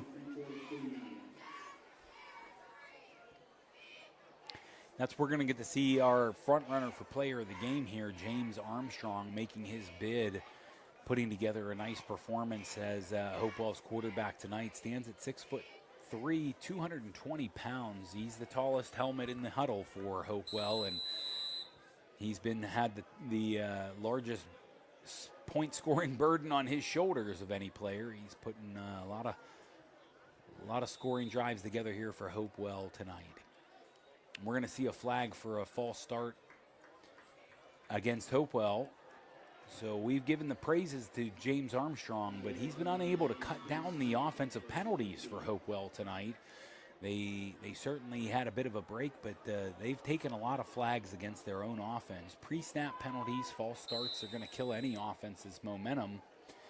And without them, Hopewell may have gotten this game a little bit more out of hand. Currently sits at 21-7. 7:58 to play here in the third quarter. Armstrong from the shotgun. He's got Nasir Wade in the sidecar to his left. He hands off to the running back, and he's going to find a small crease and turn it into a large one. That's going to be another 6 points for Hopewell, as nobody's going to catch Nasir Wade down the sidelines for the touchdown. 27-20. Let me correct that again. 27-7 following the Nasir Wade touchdown. Wow. Yeah, he's got me tongue-tied with his offensive performance. We've lost. Just when you think he was sewn up in the backfield, he pops out of nowhere and is gone. Yeah, it was the smallest of creases. You know, there were two opportunities to get him behind the line of scrimmage. And, he wiggled his way out of it and found himself to pay dirt.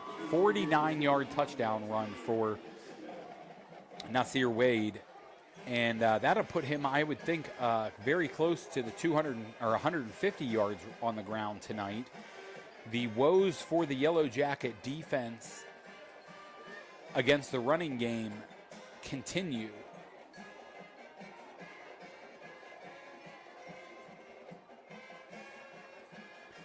That'll bring back out Rocco Marcantonio to kick off for the Vikings. Back deep for the Yellowjackets, Amos Glenn and Danny King. Amos Glenn getting anxious and hoping for an opportunity to return, but Rocco Marcantonio has been able to fire that ball through the end zone on multiple occasions tonight, and this is going to be returnable, though, taken at the 1 yard line by Amos Glenn, and he's going to be up over the 20, up over the 25, 30, 40, 50.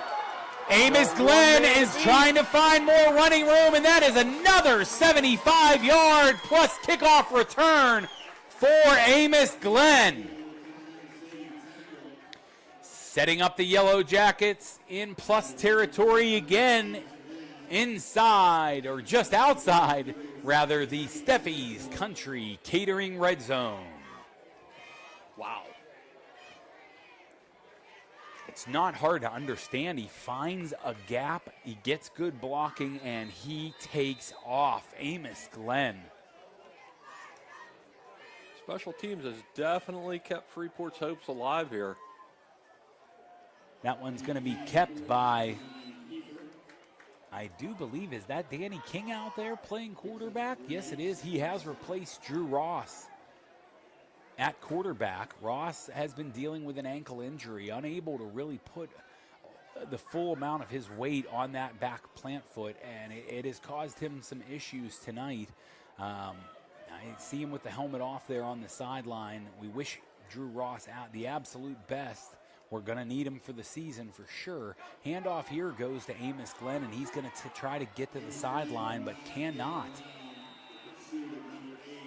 Get maybe one on that. Going to be wrapped up, and maybe a no gain.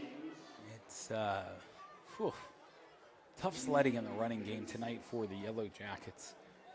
Don't you wish everything could be a kick return? Yeah.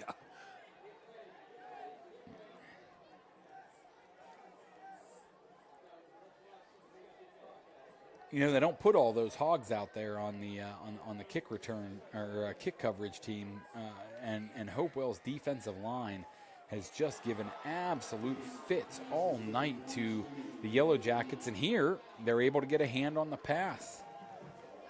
I do believe that happened as inside linebacker J.O. able to jump up and take that, get a hand on that football.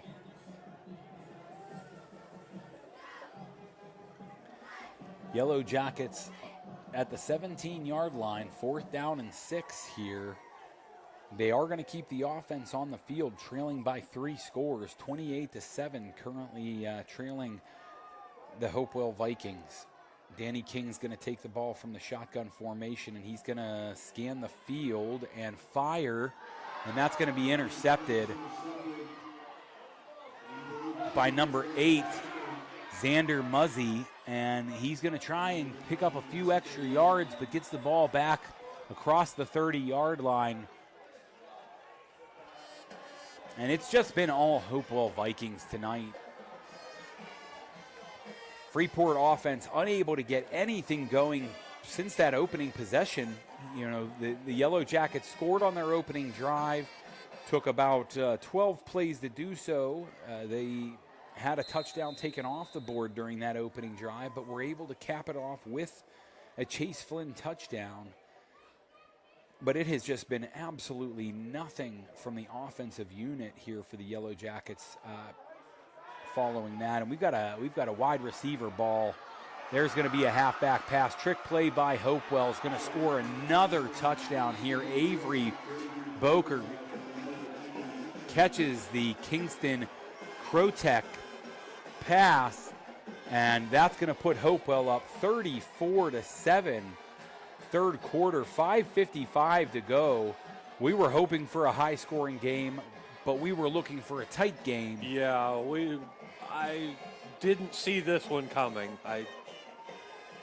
What was an opportunity for Freeport to really come out and flex some muscles after a tough loss last week against Highlands. Freeport has really been taken to the woodshed tonight by Hopewell on their own field here at Freeport Athletic Stadium. Hopewell has really could do no wrong tonight by way of the only errors they've have been self-inflicted. You know, Freeport had a good opening possession, a good opening drive, but was aided by the penalties of Hopewell. And it was the penalties of Hopewell which have given them some fits tonight. But they have seen success in all phases of the game. Special teams, offense, defense. The Yellowjackets, really the only bright spot for the Yellowjackets tonight has been Amos Glenn in the return game. 2 75-yard plus returns, but both of them unable to result in scores, as the Yellowjacket offense had been stifled both times by the Hopewell defense deep inside Hopewell territory. Yeah, and you're starting to see too now that Freeport's starting to feel defeated. Rocco Marcantonio, I can tell you this broadcaster's feeling it a bit. Danny King has a little bit of trouble with the kickoff, but he's able to gather himself and get along the sideline out at the 15-yard line.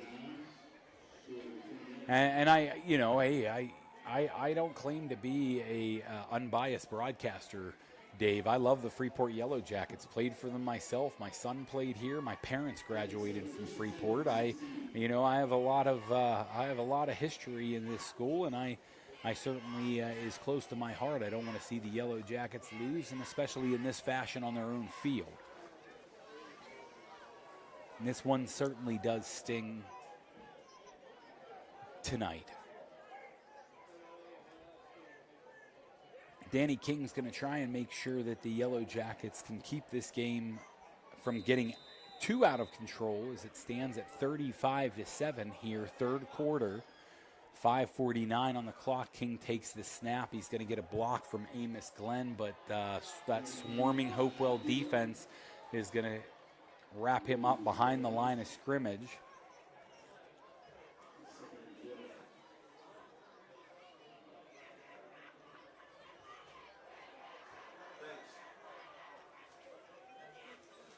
I hope the silence is giving those listeners at home an opportunity to absorb exactly what we're feeling up here in the booth.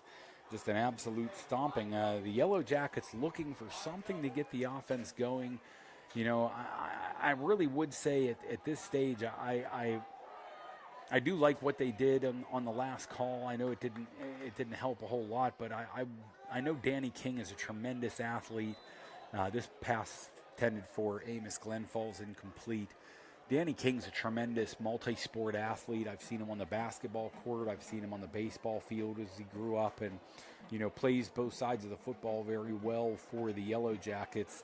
You know, if you can look for a spark from that Freeport offense here, you know, this backup quarterback, Danny King, you know, may be able to get a few things going and get some positive plays together for these Yellowjackets. King rolls out to his right, and he's going to get some pressure. But passes, and that ball will fall incomplete, nearly intercepted on the play. Xander Muzzy able to make a pick earlier in the game, almost his second interception.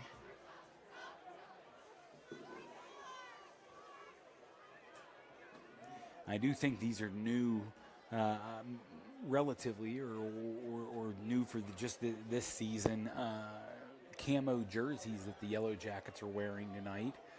I do think that as appreciative as I am of the white numbers and how much easier it is to see the numbers on these jerseys, Dave. Absolutely. I think we should retire them. Whoever designed those, thank you. Yeah. They did a great job in the design. The execution for the Yellowjackets certainly was not there tonight. And as a result, let's hang those jerseys up, and maybe we bring them back in a couple of years. Yeah, for sure. So Hopewell will take over plus territory for in the Yellowjackets territory at the 40-yard line. My only suggestion, if they bring them back, make the single number single, though. Yeah, right. I know it's not the little huge, things, not a but huge that fan. that really gets me. Maybe it does. You know, it does pay some homage, I think, maybe to like the military, like the O-100s, the O. You know, yeah. See, I never thought of something. You know, like that. like the O-1 being more of a military sign than just one. The Armstrong pass falls incomplete, intended for Brody Rock. Tight coverage by Madden Wisniewski on the play. And it'll bring up a 2nd down and 10 at the 40-yard line for Hopewell. Those of you that are Yellow Jacket listeners tonight and not from the Hopewell area, let's give them an idea where Hopewell is. Borders Aliquippa, I believe, but down south of Pittsburgh, kind of southwest of Pittsburgh, if you've never been to the Hopewell area. I certainly have. I have a good friend that lives near Hopewell, kind of Aliquippa, Hopewell area. And Nasir Wade wrapped up behind the line of scrimmage, unable to find some of the running room that he's found earlier in the game. Bryson Pega able to keep contained very well there for the Yellow Jacket defense. And Wade is wrapped up. 3rd down and 12 now for Hopewell. Ball spotted at the 42-yard line as the clock continues to wind here in the 3rd quarter. Armstrong in the shotgun, 3 wide receivers in the formation, and that ball is going to be tipped by Luke Sellinger. Sellinger with getting a hand up there from his outside linebacker position. And 4th down and 12 will send out Rocco Marcantonio. Well, we got a little break here, a little update on the other game tonight on High Top. We have Kiski area 21, Armstrong 19. So we're getting a pretty close we've got game on the other one here. What is this, a 60-yard field goal attempt? Man.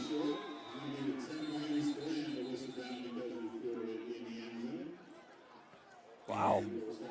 You don't see that very often in high school. A 60-yard field goal attempt. No, that's that might be the first time I've seen that. I believe last weekend we had a record in Pennsylvania high school football. Yes, I did read that earlier. With a 57-yard field goal, and Hopewell here saying, "Hey, we're going to try. We're up by 4 scores. Why don't we give a shot to see if we can break that?" Rocco Mark Antonio certainly had every bit of a leg to kick a 50-yard field goal, but the 60-yarder would have been very difficult to clear, and 57 yards is a up. poke. Oh, yes, it is a poke from in any level.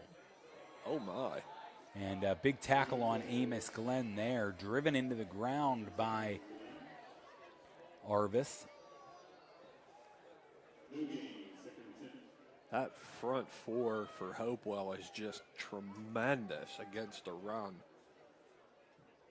Yeah, Eris Haniotis, I don't know if I'm saying that right, but tremendous player there at the defensive end position for Hopewell.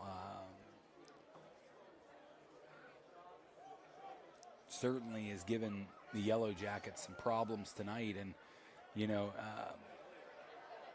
Danny King with some more pressure here, brought down by J.O., and Hopewell able to force a third down and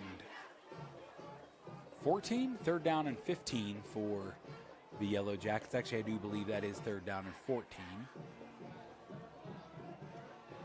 Because the ball spotted at the 16-yard line, and it'll be the 30-yard line is the line to gain. So that'll be a third down and 14 for the Yellowjackets.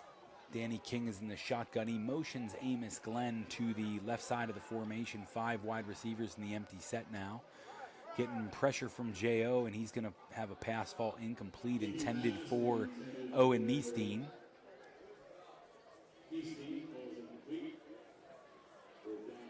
Good coverage on the play by Muzzy for Hopewell.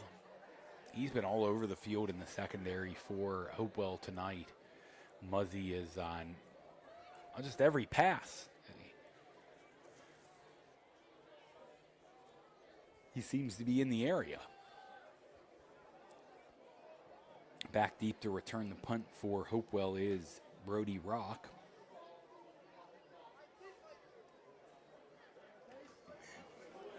And Judah Thompson is going to get that kick away, and it's going to bounce. Took a good Freeport bounce. A good Freeport roll takes the ball out of bounds inside the 45-yard line of Hopewell. And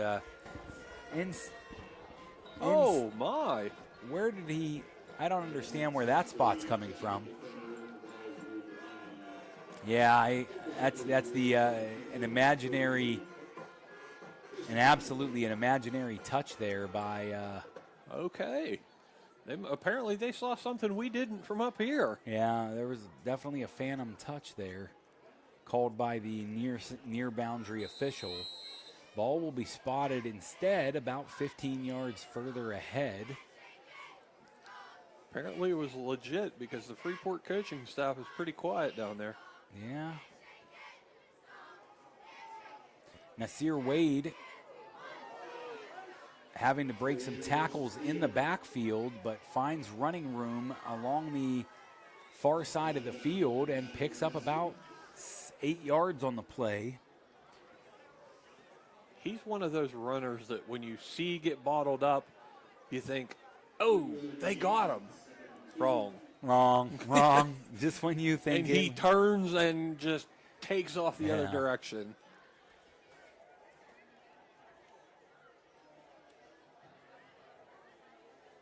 A falling tackler has not been able to tackle a standing Nasir Wade. Yeah. You know, if a tackler is leaving his feet and Nasir Wade has his feet, he's not going to take him off. He's going to slide.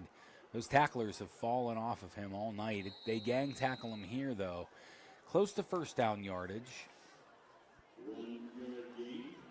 About a 1 yard gain on the play, but that will bring up a second down and 2. We're having a lot of trouble tonight. We're having Well, they're not keeping up on the scoreboard. Yeah, scoreboard has been a little bit behind this evening, but 3rd down and 2. Ball is spotted at the 35-yard line. 33 is the line to gain. And Nasir Wade is going to try to get there, but he's going to find a host of Jacket defenders along the edge. Wade Patoshnak in there along with Chase Flynn to tackle the ball carrier and bring up a 4th down.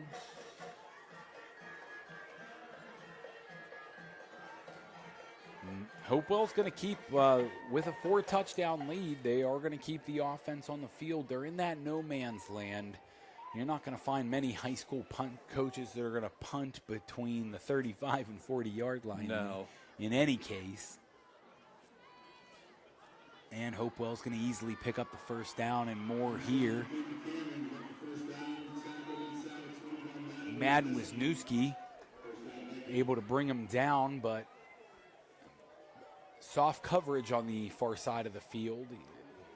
Certainly that's not the thing playing with press. With the speed of this Hopewell team, you have to play them soft because they're so quick. Yeah, I mean, they're playing 5-6 yards off their man, but they almost have to. Yeah, Freeport certainly can't live in press man on against the athleticism and speed of these Hopewell offensive weapons, and it certainly paid there is the cushion that Madden Wisniewski gave to Trey Cameron was certainly enough to easily pick up the 1st down for Hopewell there and continue to grind clock, continue to hopefully give Freeport an opportunity for extra possessions. They're going to need them in the 4th quarter if they're going to mount a comeback here, but that's going to be the end of our 4th quarter, and Freeport trails by 4 scores.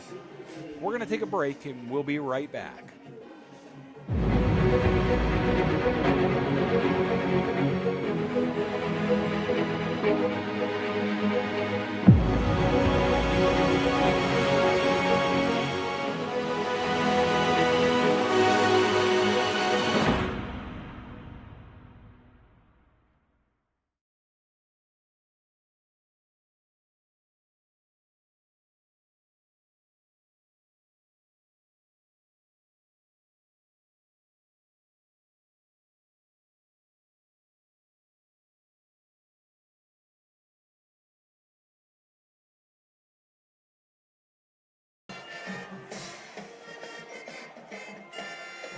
And we're back, folks. Hopewell is going to continue this drive with a 1st down and 10. Ball at the 18-yard line to start the 4th quarter. Looking to extend that lead over Freeport. And Hopewell does so with a touchdown to Trey Cameron. Another 6 points for the Hopewell Vikings. That 6 points went to team. I just noticed that. Yeah. In the in-house scoreboard, those points went on the wrong side of the ledger. Oh, there they fixed it. Yeah, we're going to try and get the scoreboard updated here in-house on our own ledger. That's going to be a 41-7 lead. And that's going to be a 42-7 lead as the extra point from Rocco Marcantonio is good. And we've got a 42-7 lead for Hopewell. The Arbor Forum Tree and Landscape extra point was good by Rocco Marcantonio. If you're looking for precision in kicking, you may want to reach out to Rocco Marcantonio. He's been perfect tonight in his extra points. And if you're looking for precision in your landscape design, something beautiful, give a call to Arbor Forum Tree and Landscape, or find them on the web.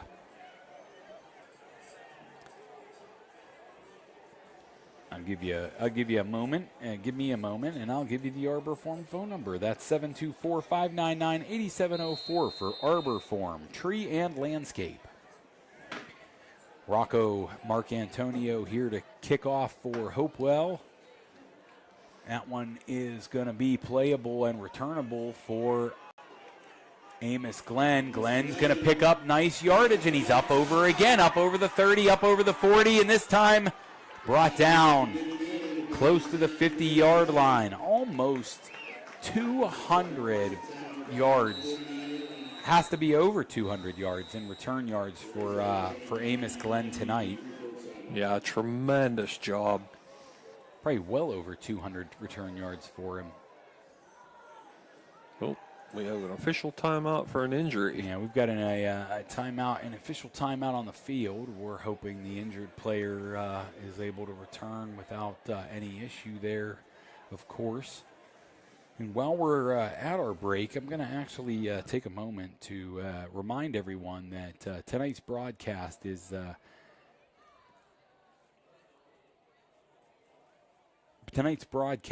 brought to you by High Top Sports. Any rebroadcast, reproductions, or redistribution without the express written consent of High Top Sports Network is prohibited. Our legal disclaimer is brought to you by Steiner Sacco Law. If you've got legal needs, give them a call. Located in Canning, Pennsylvania, call Steiner Sacco Law.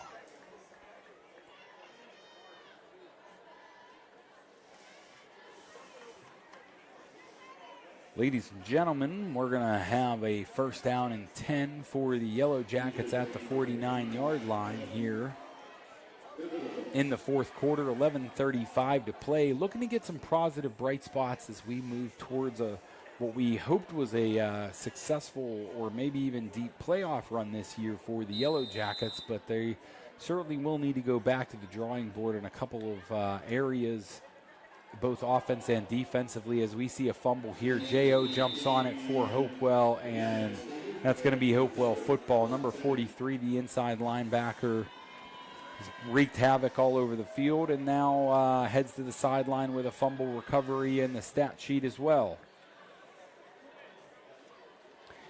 Hopewell going to take back over the football here in Jacket territory at the 46-yard line.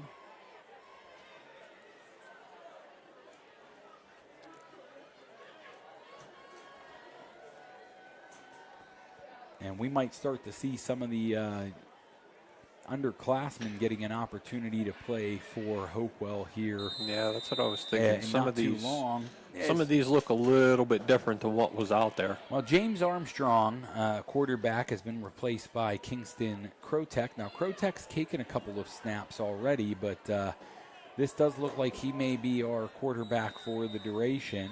He handed off on that play to running back Joshua Brunton, but Brunton is unable to gain positive yardage, and he's going to be tackled behind the line of scrimmage as the Yellowjackets. Well, they're saying it was a fumble, and Freeport got it. Oh. Sometimes these old eyes miss some very easy things. I don't know. I thought Madden Wisniewski caught that ball at the 50-yard line before the half. But hey, I'm right there with you. I went to the in-house broadcaster, or the in-house announcer, Eric Westendorf, and I said, Eric, what happened there? He said that Nasir Wade got his hand in there and knocked that football away. I had no idea. He must have been a streak of lightning because I didn't see him. Danny King back deep to pass, and that pass falls incomplete. It did get to the hands there of Bryson Pega. Pega able to get a hand on it, high pointed the football, but unable to bring it in. Good coverage on the play by the Hopewell Vikings.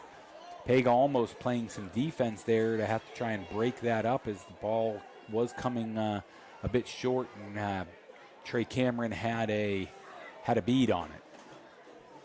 Yeah, I think I'm going to have to watch a little rebroadcast over the weekend to see that play too, because I'm like you, I thought it was a catch. Yeah, I absolutely. We're discussing the Madden Wisniewski incompletion before the half, and this one here caught by Owen Niestein. Niestein unable to break free of the Brunton tackle.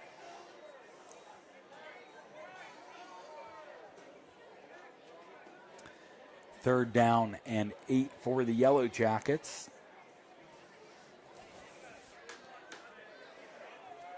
Danny King in the shotgun. He's got Amos Glenn there with him to his right. 4 wide receivers in the formation. He's going to hand off to Amos Glenn, and Glenn's going to find running room up the middle, and he's going to find 6 points for the Yellowjackets. That'll be a touchdown for Amos Glenn. 46-yard touchdown. Amos Glenn to the end zone, 42-13. Yellowjackets able to get on the board here in the second half. Oh, shoot. And I have no idea. We've got the scoreboard just going absolutely nuts here. 6 points, 7 points. It should say 13. We're going to try and get it there. There we are. There you go. 42-13 pending the Judah Thompson extra point. Snap and hold. Ball is blocked. And it's going to remain 42-13.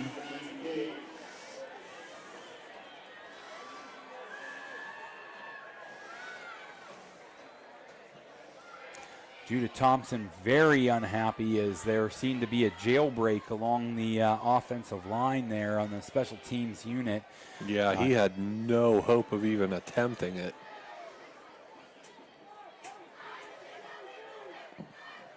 Very similar to what we saw at the end of the Highlands game last week in a 28-27 defeat for Freeport. The extra point in overtime blocked.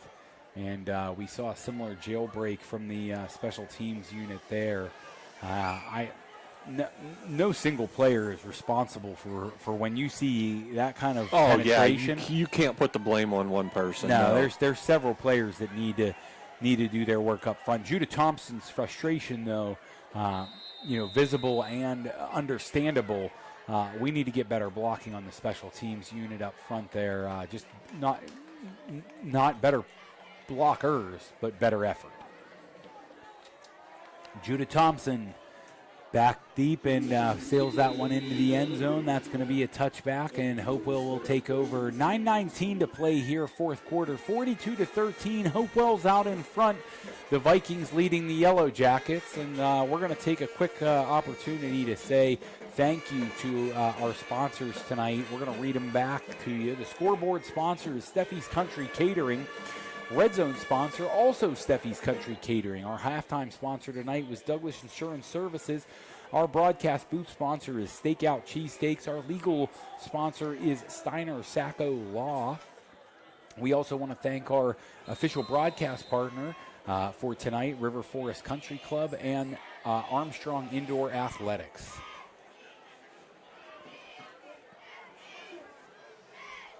There's a fumbled snap for Hopewell, and it looks like the Yellowjackets were not able to recover. Nasir Wade able to get back on the football. There will be a significant loss on the play for the Hopewell offense, about 9 yards there. So it'll be a second down and 19.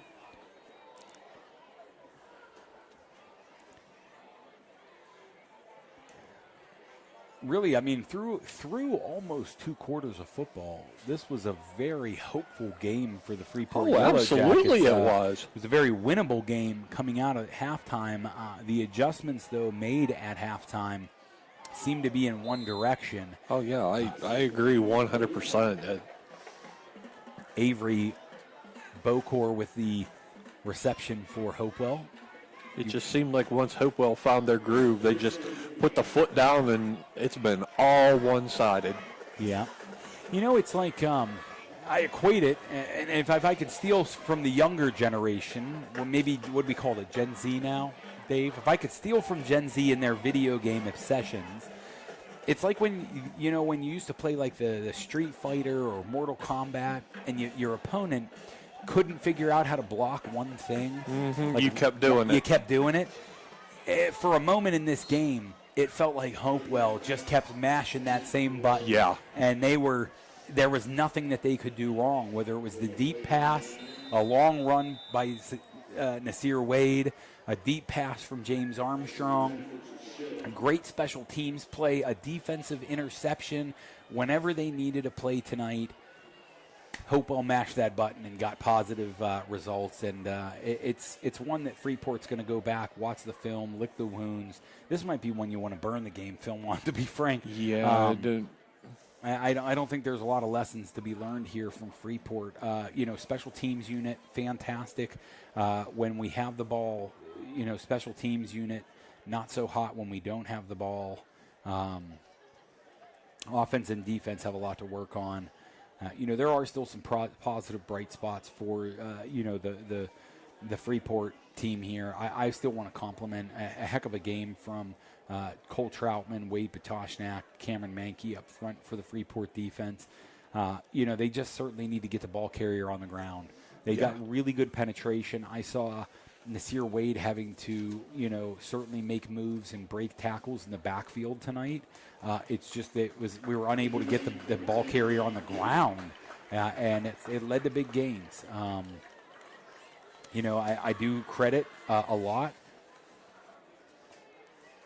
Yeah, I think if there's any like sparks that Freeport could take away from this, I mean, you look at Amos Glenn, over 200 yards of all-purpose yardage. Easily over 200 yards. Oh, yeah. I mean, when you combine his rushing and his return yardage, I'd put him closer to 300 almost. Yeah. He had a tremendous effort. He had over 200 in returns that I can remember alone. And that doesn't count any other return yards. And then a 49-yard rushing touchdown. I mean, Amos Glenn certainly is a bright spot tonight for the Yellowjackets. And, if you're a Division I, Division II, coach out there, the fact that you're not looking to call on Amos Glenn yet is I consider. And here we have a fake punt by Hopewell, up 42-13. It's just classless. There's a flag on the play. Flag on the play for. That was an early Hopewell. Flag too. It's going to go against Hopewell. Yeah, I mean, when you're up 42-13, running a fake punt like that's kind of a. I'm not going to give a lot of credit to the Hopewell coaching staff on that one. I think it's a bit of a classless move to run a fake punt up 42-13. I mean, I get why they're doing it because it's the younger players, but still. Oh, there's not a single JV player on that field yet. We've got Kingston Crotech playing quarterback, but I've not seen a single other Hopewell starter come off the field just yet. Well, then I retract that. Yeah, I don't agree with the call, regardless. Yeah,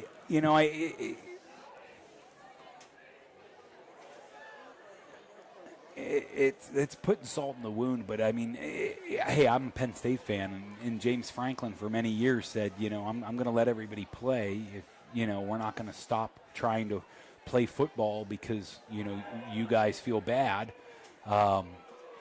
But that was a bonehead play by Hopewell there deep in their own end. But again, they've done nothing wrong on offense all night or on defense all night. Freeport's given them little reason to think that they're in a lot of jeopardy of a four-score comeback this late in the game. Well, I think a lot of things you see like this in high school football anymore, teams trying to blow out, goes into playoff scoring. Yeah. Into the seeding. They're going by margin of victory, which unfortunately it's hurting some teams. Well, and again, I don't want to sound like somebody who doesn't say let's keep playing football, because I certainly think that you should. I just think it's disrespectful to run the fake punt after you had the penalty, and then you run the fake punt to the other side. Like there's a message trying to be sent there from the Hopewell sideline on that, and I don't like it. No, I agree with you. But I do hope the Yellowjackets are able to get in the end zone. I hope the Yellowjackets are able to go. From a coaching standpoint, take this, because you're going to need to take this into the WPIAL playoffs. This kind of football is going to, this is Hopewell is by far and away an absolute playoff contender here in 3A football. This is a good football team. It's well coached. They've got a good quarterback, a good running back, a very strong defense. I like them in the trenches. I like what they do on their offensive line. I like their defensive line. if my only complaint against the team is you ran a couple of fake punts late in the game, Yeah, hey, that's if that's the worst you do, that's not too bad. No. I've seen a lot more egregious acts on high school football fields. I've been very impressed by the demeanor of these Hopewell athletes as well. Refs are continuing to run the clock, too. Now we're down under 5 minutes to play here in the fourth quarter. 4:45 remaining. And that was an incomplete pass. Ball's going to be snapped under 4.5 minutes to play. There is a 35-point lead, so I do believe that they can wind that clock. Danny King looking to find a completion, but that ball tipped and intercepted by Nasir Wade. Wade's going to have a convoy to take him back across the field. Somebody's going to have to bring him down, or he's going to find 6 more points for the Hopewell offense, or Hopewell Vikings there, and that is going to be 6 points, 48-13. No flags on the play. That's going to be a good pick six, and I think Nasir Wade cemented the late takeaway as player of the game from quarterback James Armstrong. Armstrong really had that one long pass and, had some impressive runs, but Nasir Wade has just, when we talk about total offense, Dave, we've got to be looking at well over 200 yards for Nasir Wade tonight. If you count the interception return that he just had that took for almost 100 yards, he's got to be well over 300 yards of total offense tonight. Yeah, that had to be close. He was very close to the goal line. Yeah. That ball was tipped at maybe the 1 or the 2 yard line. That I'd have to say every bit of almost 98 yard interception return for the touchdown. Because I saw the initial tip, and then all of a sudden he came up with it. Yeah. The ball was tipped and batted around a little bit. I do think there might have been more than one tip on the play.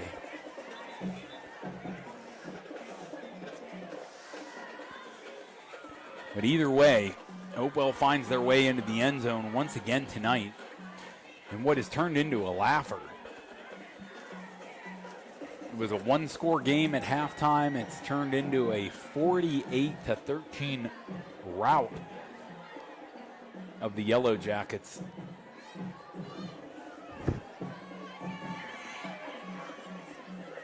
My guess is the Freeport faithful won't be listening much longer.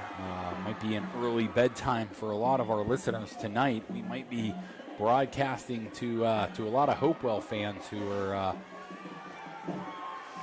excited for their team's future. Moving to 6-2 on the season is Hopewell, and likewise the Yellowjackets will move to 6-2 following back-to-back defeats from Highlands and Hopewell. The Yellowjackets need to go back before they host East Allegheny here at Freeport Athletic Stadium next week, and then go on the road to face division leader Amani Christian. Amani Christian has appeared to be the class of 3A football in the WPIAL so far this year, at least in Section or Allegheny 7 Conference. We'll see Rocco Marcantonio kick off here again for Hopewell with 4:11 to play in the fourth quarter.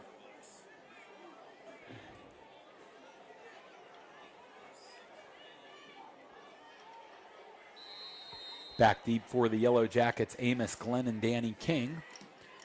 Marcantonio's kick will come up just short of the goal line, so we will see another Amos Glenn return here. And we find nice amount of running room as he's going to be tackled at the 48-yard line.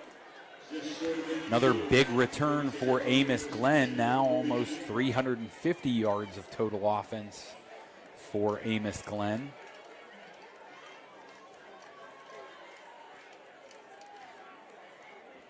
Yellow Jacket offense has started with unbelievable field position throughout this game, courtesy of the legs of Amos Glenn.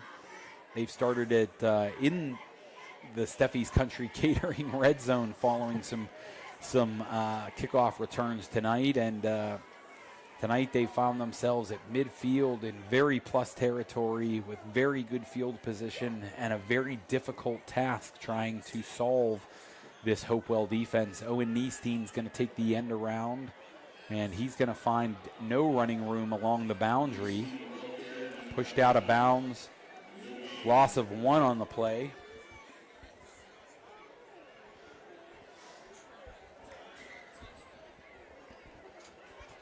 Niestein pushed out, well out of bounds as well, but they have not gotten any calls along that Hopewell sideline tonight.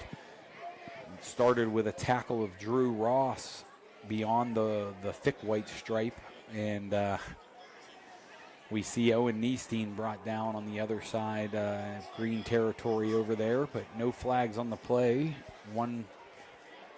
Loss of 1, and Danny King's going to go ahead and keep it himself and pick up nice yardage on the play, out across the 45 to the 44-yard line.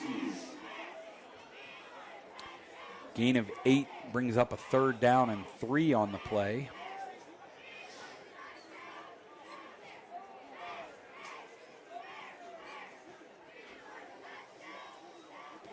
Ball spotted at the 49-yard line.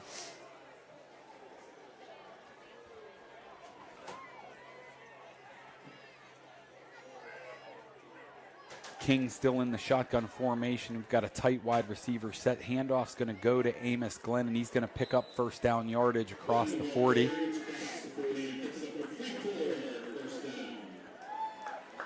Clock continues to wind. We're under 2 minutes to play, Dave, and as I expect there will be more ground attack from Freeport and a little bit more grinding of the clock, I want to take a moment to tell Nasir Wade congratulations on our player of the game tonight. He certainly earned it with one of, I did not think that you could top the Tevin Owen Kratzenberg as we see Amos Glenn get a late touchdown here for the Yellowjackets.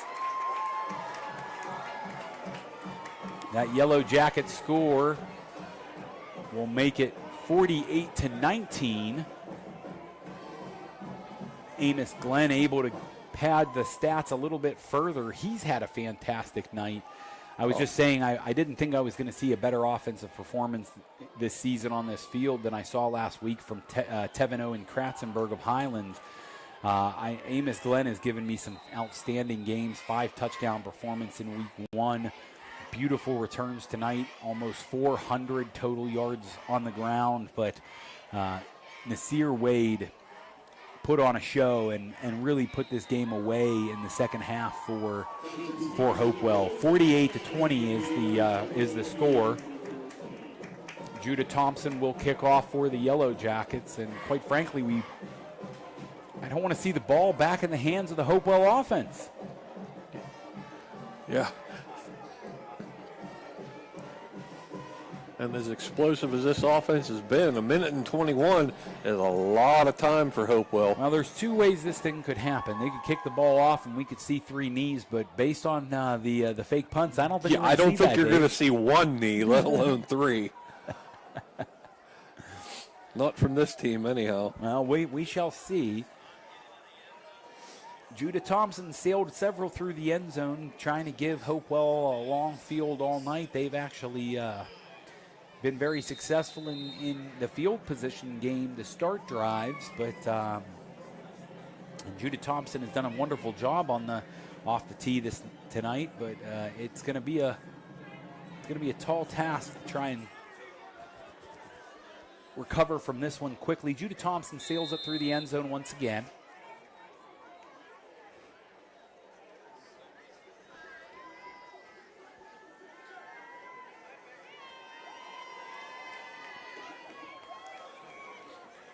And we've got 1:06 here to play as when Hopewell snaps the ball here for what should be the final drive of the game.